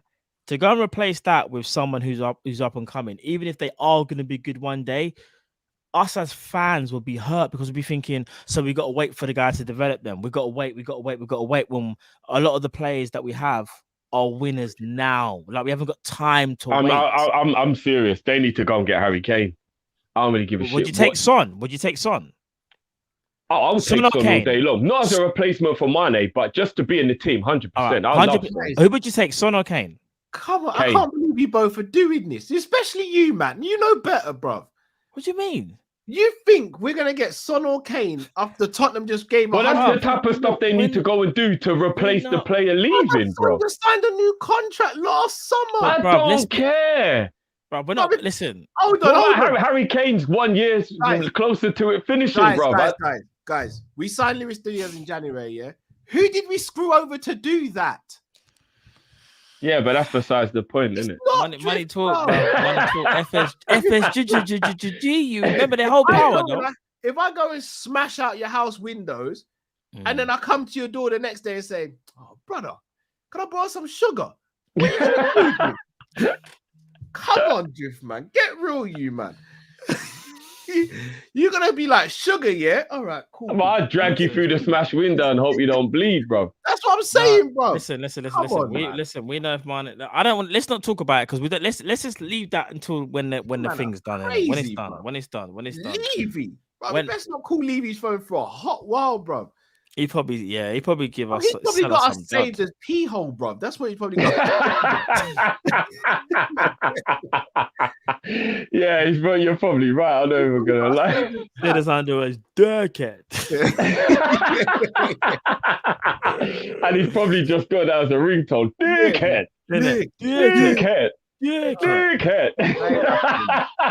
Oh, I'm telling you, it's Pete. Let's not have that uncomfortable conversation of the money. I've got to laugh. I've got to make jokes, and I've got to be like unrealistic. No, but I don't even want to think about it now. Now I'm think about it. It's like, yeah, let's not talk about it. Old School Tunes 8 says, going to Paris Friday night, 8 of us in the SUV, going to Van Zone and Shisha Bar, Westside LFC crew representing, then off to the parade next day. Inshallah, we win. Call me live. Boy, I'm down. Man. Make sure you send us some footage, bro. And I can't even lie. I hope the eight of you in an SUV. Jesus. That's a tight squeeze still. Yo, there's gonna be people on laps in that one, innit? Surely. How do you think? No, they must have the type of, I don't even know. No, there are a couple 8-seat SUVs. No, there are. Are there? Yeah. Well, like the Q, is it the Q, the one you were gonna get, Cal? Is that what? Is that? I won't get no 8-seater, bro. Is it the Q8? Man It said is the that Q8, eight isn't it? seater, you know. There is no thing as a Q8, brother. And I ain't getting no 8-seater, And bro. was it the Q5, Q6? What was the one that you were Nah, gonna get? it's like a I'm Hummer looking thing, at a innit? Hummer Q3, bro. SUV thing. Was You it? know? Oh, you're looking at the Q3. That's like the baby one, bro. yeah. You've invented models, bro. No, I'm Ain't sure it the Hummer Q5. I'm thing? sure it's Q5 or Q6. I'm sure it goes up to that. I'm sure it does. Q7 maybe. Yeah, I'm saying. I'm sure there's one of the numbers that's up there. I'm sure there is. I'm sure. I ain't be looking at no Q7, bro. Don't let him fool you guys. He was looking at Panameras and all sorts. I wish. Probably the toy, bro. He walked in. You want a 5-car door? Well, we got this Porsche. That's a five. It's the only 5-door Porsche. We can do Cal more. was like, We can talk do to me more. about the Porsche. Talk to me about the Porsche. Trust. I've told you, like, I move like FSG in real life, bro. If you see me in a Porsche, just know I've hit the lotto, innit? Not the way that my bank account is set up as things stand right now. Mate, you know he's lying, innit? You know I went in the wardrobe and I saw Hugo Boss and Armani and every single label on the suits. He tried to pretend to us that those suits are. I saw the labels, bro. I saw the labels. You see, if my bank saw Porsche come out of my account, I'm telling you for an absolute fact, they'd call me and be like, Mr. Sanderson, I think something's going on with your account. Right? Something's not right. We're going to shut it down to a case. Ash says, got a feeling we're going to get one of those type of Fabinho type signings this summer, completely out of nowhere. I feel like a Bobber replacement like Felix. Nah, we'd never spend that much. I don't think we're getting Felix. Nito Nova says, thoughts on Anthony? He'd be a great backup for Salah. That's just guy. That's my guy. At this rate, it looks like he'll be a first teamer. That's what's scaring me. The Adrenaline blog says, am I the only one who thinks Mane's been absent for a season and a half until AFCON? He turned up in March. That's last 3 seasons. I completely disagree with that. In the 2021 season, up until December, dare I say January, he was very good. Had a little brief spell in February that year, then went on a really bad patch. The start of the season, scored goals in it though. Yeah, but that doesn't mean he had a good run though. No, but I'm saying chipping in while playing poorly is still a contribution though, isn't it? Yeah, but Jota's had bad games and chipped in. Salah's had bad games and chipped in. We create so many chances that you have to chip in. It's a requirement now. No, it's true. Up until January, up until December this season, he wasn't great. From December to May, he's been fantastic. So for me, it's not 3 months. I'd say out of the whole period, a calendar year, maybe, he wasn't really up to it. After that, I think he's been fine. Fully disagree, but we move. Doogie says FSG will give Milner a 4-year contract for the Mane replacement. They could never. I ain't been smacking on about bloody FSG in for them to give me that. Like, That's why I told you I'm not FSG in yet. I don't want to bring the old Cal out, man. I've locked him away and don't want him to come back out. Kadir says, if Mane goes and we don't do a madness in the summer, then we are going on a mad one ourselves. We're effing riot. Nah, F. Hey, Kadir, lead the way, brother. I'll back you up 100% on that one. Boy. Octo Fuzzy says, guys, I know none of you really know these things, but I think Mane is 100% saying he's never been about the money. Sadio's a quiet guy who thinks his work, who does his work and builds health centers in Senegal. I think he'd hate the PSG drama. All right, so here's the thing. I agree. Munich's the scary part. I was going to say, I agree with everything you say. And I think this notion that you have to be money orientated to get what you feel you deserve, I think they're two different things. You see certain players will go to like a Man United in the run they're in right now. For me, that's chasing the bag. If you're a Mane or a Salah who's been phenomenal for 9/10 of their Liverpool career and they don't feel as though they're getting the money they deserve, but someone else can pay them, for me, that's not chasing the bag. That's, for me, is you're getting worth what you believe. Yeah. There's a big difference between getting paid what you should be getting paid and chasing the bag. Genie's the perfect example. He was only on 75 grand a week for his entire Liverpool career. That is actually ridiculous. That is actually ridiculous. I can't even believe that that's a real thing. If I'm being completely honest, I don't know. that's Bro. a joke. I'm sorry, I'm that not is gonna. a joke. Do you know what's magic? Just quickly before we go, I saw Gini Wijnaldum play. He came on in Paris Saint-Germain's. What you gonna say? I saw him. I was like, where? No. I was watching PSG's last game after the Mbappe sort of announcement or whatever, and he came on as a substitute for like the last like 10 minutes, bro.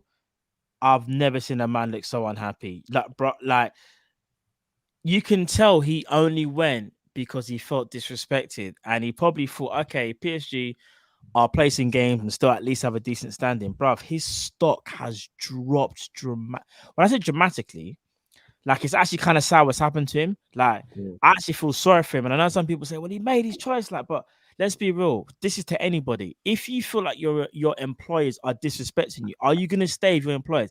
Even if like you love like the team that you work with, if your employer, like your manager and the managers are disrespecting you, as much as like you love your friends and you come into work and all that and bust joke, you're gonna get annoyed that like, bro, I'm just not getting treated like everyone else. Like I know I love my friends and that, but like, man's just getting disrespected out here. Like, I need to.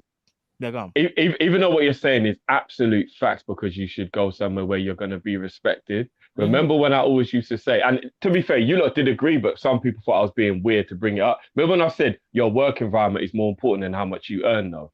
And everyone looked at me weird. I was like, you go to work every day. Your work life is actually the biggest part of your life. And if you see that look you saw in Genie's face, bro, that's a man who's getting paid enough money now, but don't like his job. But remember, bro. You have to enjoy where you work, bro. I hear you, bro.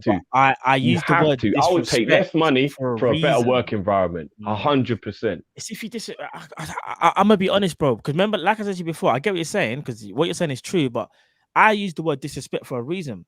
If someone disrespects you, bro, like, because even then as well, Jeff, it kind of goes away from the environment. Say you're at work here, and you feel like everyone around you gets respected, and you don't. So we're talking about the whole package. We're not just talking financial. Because for Gini Wijnaldum, I think it was everything. It had to be everything. Probably about contract length, about bonuses, obviously starting salary, just everything. Are they going to take care of me like how they're taking care of other players? He probably felt disrespected, bro. He was just like, I've given him so much, and all I'm getting back is some little thing where, not trying to be funny, but people can look at. I'm just giving an example, by the way.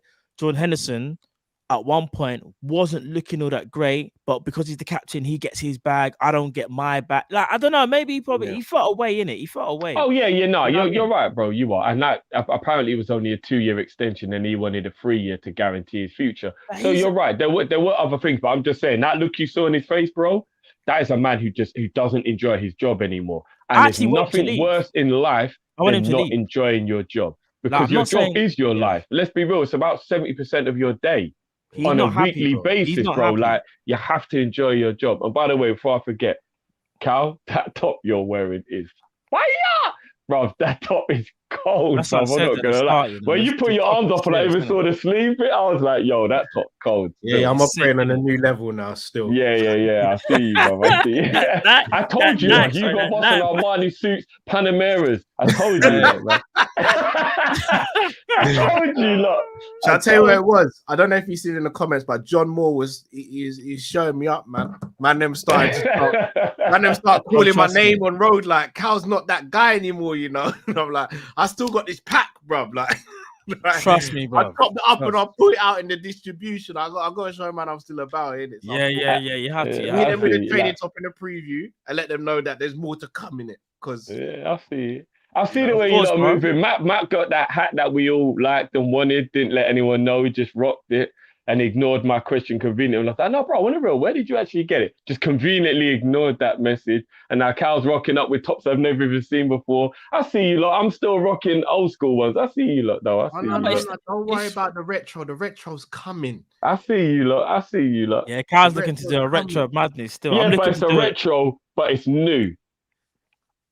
Yeah, wait until you see what I've got wait till I ain't gonna say nothing. I see you, look. I see you, look. No, but you have to keep evolving. You got. I see you, look. I see yeah. you. I'm changing up, bro. It I can't just thought be we me was rocking evolving retro as together. well. No, we are. I'm still a caterpillar, and you lot are doing all of the No, but all evolving. metamorphosizing thing into a butterfly or All whatever it is. evolving, bro. It's all Trust right. me. I get it. You just didn't see the latest email. That's all it was, bro. You just I didn't see see the you. email. I see you. Look. You see the retro thing as well? The youth's got to be rocking retro as well. It's a new day now, yeah? What we saying? You know the retro about candy, just like candy. Call me Cameo, bruv. Yeah? Candy. Cameo. Call me Television because I'm going to be rocking some Hitachi soon as well, yeah? Big back. Call me Big Back from now on, yeah? I'm going to be rocking some Hitachi soon, yeah? Call me Decorator because Crown Paints is coming soon as well. Man said crown paint, you know. And then we're forgetting who I was. Innit? Say, oh, bro, John's that guy. I was like, all right, cool. Let's start putting my product back out on these streets, bro. I don't even feel bad. I don't even feel bad for having the black and gold Allison kit from last season. I really felt bad when you're like, oh man, I really tried to get that kit and I couldn't get it. Fault. Did you get it in the end, Cal? Yeah. I have it, bro. What you think I'm gonna let that go true, bro? Nike never do blackout kits, do they? You know how New Balance do blackout kit, like Soon when they the will. I don't think so. No. Bruv, Soon if they Nike will. ever do, I put Nike. If you're watching, because sometimes you do. If saying Nike did a blackout kit. blackout version of last year's kit, that would look so cold. Bruv, even this year's one. No, but I think last year's one would look better. What do you think's better, actually? Just quickly, last season's or this season's currently? I'm kind of torn because this one's grown on me. I think this season's original red kit is better, but I know This blackout season's version. I think last season's would look better in the black. Just quickly as well. Quickly, I don't know if you guys have you see the cream one that for our away one this year. I have searched far and wide. When I say, bruv, it's nowhere. When I say everywhere, I'm talking man's spoken to HQ of Nike. HQ, you know, like I'm saying, like. Well, that's my mission to make bruv, you look good shit when I run anybody, bruv, man, have to be on the roads. I'm around. I'm a shaky man on the street, bro. Right, all I can say is I'm around. You know what? Remember that meme, Cal? Remember, was it about I'm around? I'm around. When the price comes down, I definitely think I'm gonna have to get the TGI Fridays one as well. Still. Oh, what, the yellow one? Yeah. It's kind of grow. Do you know what it is? It grew up down on that already. Yeah. But I need that. If anyone knows about the cream 70, I need it to come down to about 50 before I'm all right with it. And sorry, Nike, if you're listening, you might not be, but if anyone, just get the message back tonight. Couple long sleeve shirts as well, man. I need some variety, bro. Nike, man. I don't even. Do they do long sleeves anymore, guys? I haven't seen a long sleeve shirt for so long. Nike, you could be clearing up. I need going out clothes. I need some like smart casual. I said I need going out clothes. Please, you know, man, some long sleeves, man. Innit? I want to go out tonight. Bro. I want it around the wrist. I don't want anyone to see my watch. I want it around my wrist, touching the palm of my hand. Please, Nike. Please. Oh man. All right, lads. Before we go, smash the like button, please, everyone in the comments. What's the score going to be on Saturday evening? I'm going to say, guys, I'm going 1-1 in normal time and we win it on penalties. Based on the fact that our team is tired, that's what scares me. That's honestly what scares me. I'm not scared in regards to the overall ability of our team and our ability to play Real Madrid if everyone was fit and firing. I'm proper shook because of how knackered everybody looks, how long our season has been. The fact that Real Madrid have literally been coasting for a month. They really have. After they beat Man City in that final, they won the league in the semi-final side. They won the league. Look how long ago that was. They've just been coasting, resting players, rotating, just keeping people like, you know, in the zone, but like no stress, no nothing. That's more what worries me than anything. Is the fact that we're exhausted. We looked out on our feet in that West Ham game. In that Wolves game, so we looked out on our feet in that Wolves game.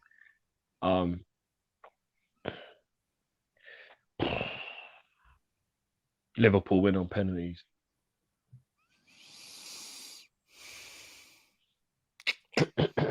I can't do penalties again. I don't think the Oh players no, can I do. I I think don't think the I players think my can do head will penalty bust, bro. again. I think for me, it's either going to be 2-1 Liverpool or it's going to be 2-2 and then go to penalties. I'm going to say 2-2 and it goes to penalties. I see penalties again. I can genuinely see, but you want to know something? What worries me is they got some good penalty takers. I can't front. Just like how we do, they do. They got some Yeah. technical players, bro. Yeah. Although They're better than us at penalties. That's the scary no, part. see this Disagree. not necessarily because if they make substitutions like I think they will, we might be, and I say might be Oh alright. yeah, like if Cruz and Modric and them boys are off the pitch by then. Yeah, I get. Yeah, I get And what don't you get me wrong, I'm mean. not trying to say Camavinga can't take a penalty or like or Rodrigo, but I just when it comes to the technical I'm team, giving Camavinga a penalty over Modric every minute of every day, Bruv. of every year, of every existence, bro. yeah. No, for real. Modric ain't missing. Modric ain't missing a penalty, bro. You just No, know. he bro. won't. He won't. Super chat here from Ash says, what do you guys think of AJ troll hunting and rocking up at uni? I rate it. You want to chat like a big man, then be prepared to act like a big man. 2 young lads melted when AJ came through. I'm not going to comment on that. I don't even know what happened. So No, I don't know. I will say it's beautiful. You can't say horrible things to people and think that you're going to get away with it. And it's good to see people being checked. And he wasn't even aggressive with it. He just let them know real life hits you hard. You can't be rude to people. You can't be disrespectful. You need to learn manners. That's the problem with the world. Nobody has manners anymore. Everybody thinks it's fun and okay to insult people, be liberty to people, take the piss out of people. You can't do that. You can't do it. And he just rocked in and he told them how it is. He wasn't aggressive. He didn't do anything wrong. He just schooled them. And I loved it. I loved watching him let them know you can't act a fool. You can't act a fool. It was brilliant. It was absolutely brilliant. I say on here all the time when we block people or have back and forths, if you're not willing to say something to someone's face, if you see them face to face, do not type it on a keyboard. And even if you are still willing to say it to someone's face, be prepared for your face to never be the same again. It's as simple as that. But there's an even bigger question, bro. Why do you feel you even need to say it in the first place? That's the real issue, bro. And people being schooled is slowly gonna maybe hopefully help people to stop wanting to do it. The internet let people say things that you get punched in the face for. I talk about Mike Tyson. Did you not see him in the game arm wrestling? Yeah, I saw. the game was like, all right, Mike, all right, man. Actually started trying. Game was like, all right, Mike, chill. He's like, Mike, chill, man. Mike, chill, man. Yo, Mike, Mike, chill, man. Yo, Mike. I was like, bro. Mike wasn't even trying. He was. The game's a big guy, though. I don't know if he was trying fully, to be honest. No, the game was trying, bro. He wanted clout. The game is a big guy, you know. He's a big guy. No, he's a big. I don't matter when it comes to Michael Tyson, bro. That's true. It's true. Everybody the same size when they're lying on their back.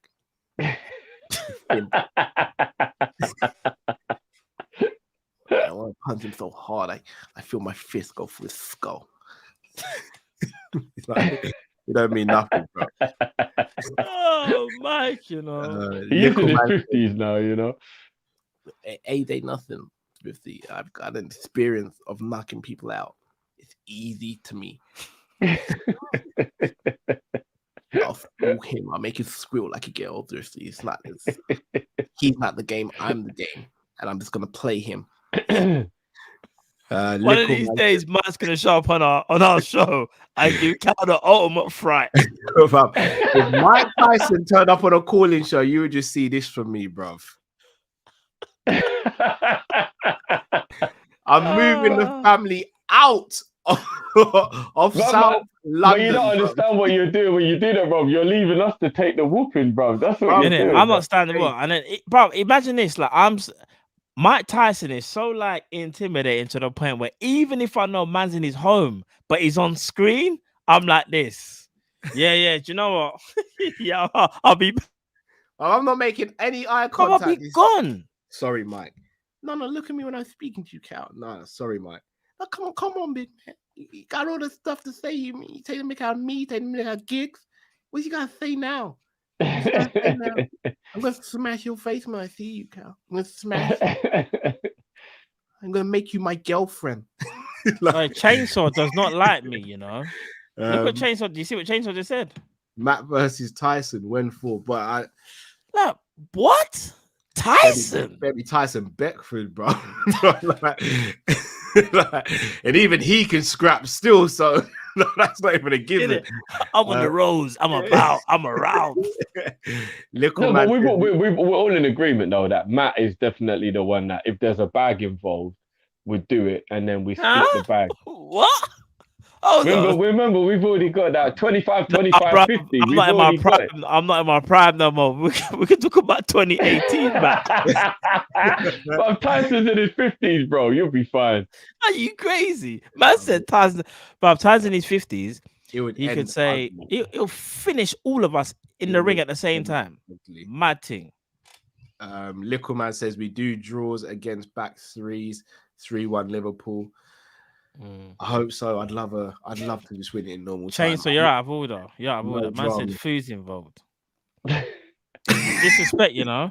Man thinks I'm gonna throw in my life for food. The streets of rage. Keep throwing chickens in the ring, bro, so man can power up. At the interval, when Mike Tyson have his water, we just pop Matt a chicken wing. Say, go back out in the second round. Man need to realize this is real life. I don't respawn, blood. Like, I've got one life. I don't respawn. I said Matt don't even eat it, he ingests it. You man are crazy, bro. Man think it's a respawn. You're spitting that chicken bone into the spit bucket, bro.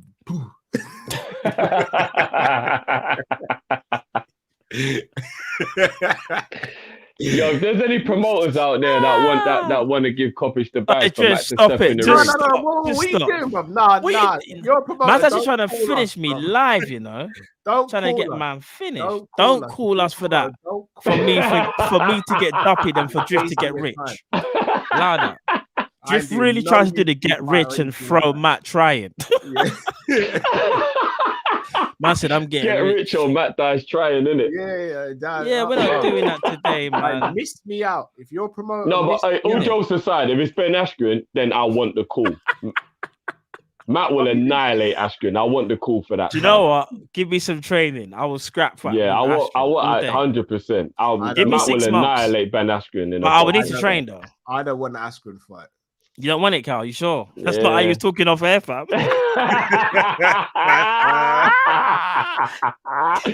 Hey, Matt, you're wrong for that. No. If Carl wants a few more Hugo Boss suits, he knows what to do, innit? I'm not gonna lie, I was out in the garden the other day. My hands are kind of sharp at the moment still. You see there? He's got to pay for that. He's got to pay for that Panamera somehow, guys.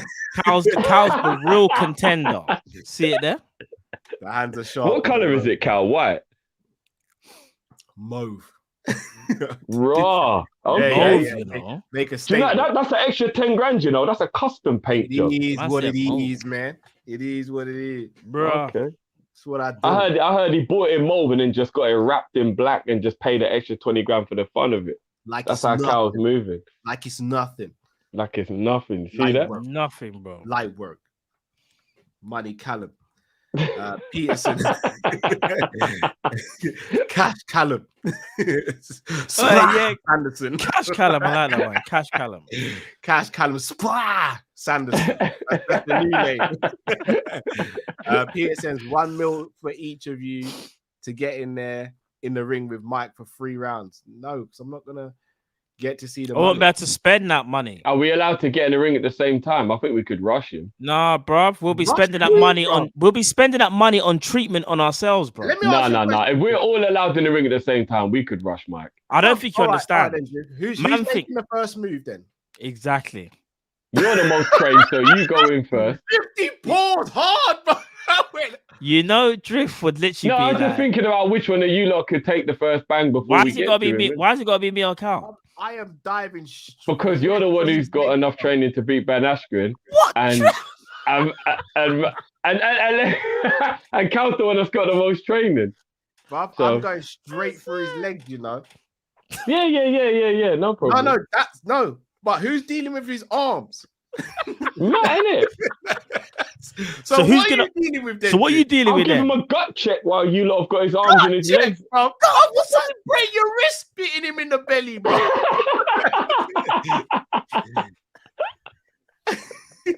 I'll put him in a rear naked choke. God. Well, you might never get to get your arms round his neck either, bro. No, I'm trying to put him asleep like this. Yeah, that's piggybacking, bro. Imagine piggybacking, holding him like this, like we'd have no chance, bro. Oh man, we'd have no chance. But people, please do smash the like button if you haven't already. We are going to be back tomorrow, which is going to be a very fun show. Oh, hey, Prem Panel show tomorrow. Trust me. George Lee, Aaron, Carefree Lewis should be a fun one. Make sure you tune in for that tomorrow. And then we got the call-in show on Friday. And then the big ears on Saturday. People, we're almost at the end of the season. I can't deal, you know. I can't deal, man. It's getting emotional now, isn't it? But we moved, though. We moved. And you know what? Fuck sure of many as well, man. Whoa, brother, he hasn't even been confirmed. It's not fully man, it's done. We already know. I'm not trying to say we. I'm gonna have to edit that out now, bro. Nah, it's done, man. It's obviously done. Let me check out some of these Liverpool channels, man. Which comes on our stream. Nah, it's done, man. That's gonna be like, all right, that's it then. Nah, it's done, man. The people, the sources reporting it are way too reputable for it to not be true. I hear you. He's going Madrid, man. But there's still some people saying that he might even go. But apparently, Real Madrid don't want to pay that money because they want it done. They were a bit stupid, isn't it? Oh, yeah, they've already agreed it, though, man. No, they haven't. They haven't, bro. They actually haven't. Look, you know what they've done, innit? They're embarrassed about what happened with Mbappe, and now they're going to flex their muscle on the Tchouaméni deal. No, they're trying to negotiate it down because they've realized that they were stupid. And bro, I'm telling you, I'm not saying it's a done deal, but you know. Nah, he's going Madrid, man. I still think he ends up in Madrid. I think he still goes Madrid, but just not for the 80 million euros. I'll be quite surprised. No, it doesn't matter how much he goes there for. The man's been twerking for Madrid when he had a Liverpool medical a week and a half ago. Yeah, man. He's doing a team over. A medical? Yeah. Guys, I have inside information. Trust me. I think that inside information is wrong, bro. Look, I'm telling you, I believe the source. He had a medical to prove that everything is cool. He got shown the contract that he'll be getting at Liverpool, and he said he's just waiting to make sure he's making the right decision. Basically, how much are Real Madrid going to push to get me? He's twerking for them. He's doing a Timo Werner again. He's literally doing a Timo Werner. Nah, man, if you're going to start twerking for other people, I'm not in it, man. We're nicely for Werner, so boy, man can the biggest disappointment is obviously if we can't sign up Salah and Mane to new contracts, Eddie Nketiah won't be able to be a replacement because he's just signed a new deal with Arsenal. I'm not gonna lie, that is mad that they've. That's a big signing, so that's a big signing. And do you want to know something? From Gabriel Jesus to re-signing Eddie Nketiah. No, they might still get Jesus. They might still get it. They ain't getting Jesus, bro. You ain't gonna go from Man City to play Europa League football, bro. You don't even know what a Thursday is, bro. Thursday night at his house is probably like Radicchio and all them things, bro. You ain't gonna start traveling to the outskirts of Bangladesh and Croatia and all them places. But let me let you know something. Eddie Nketiah's new deal means that he earns as much as Mane at a base wage. Yeah. On that note, people, smash the like button. See you on the next stream. We move. See you tomorrow, people. Love.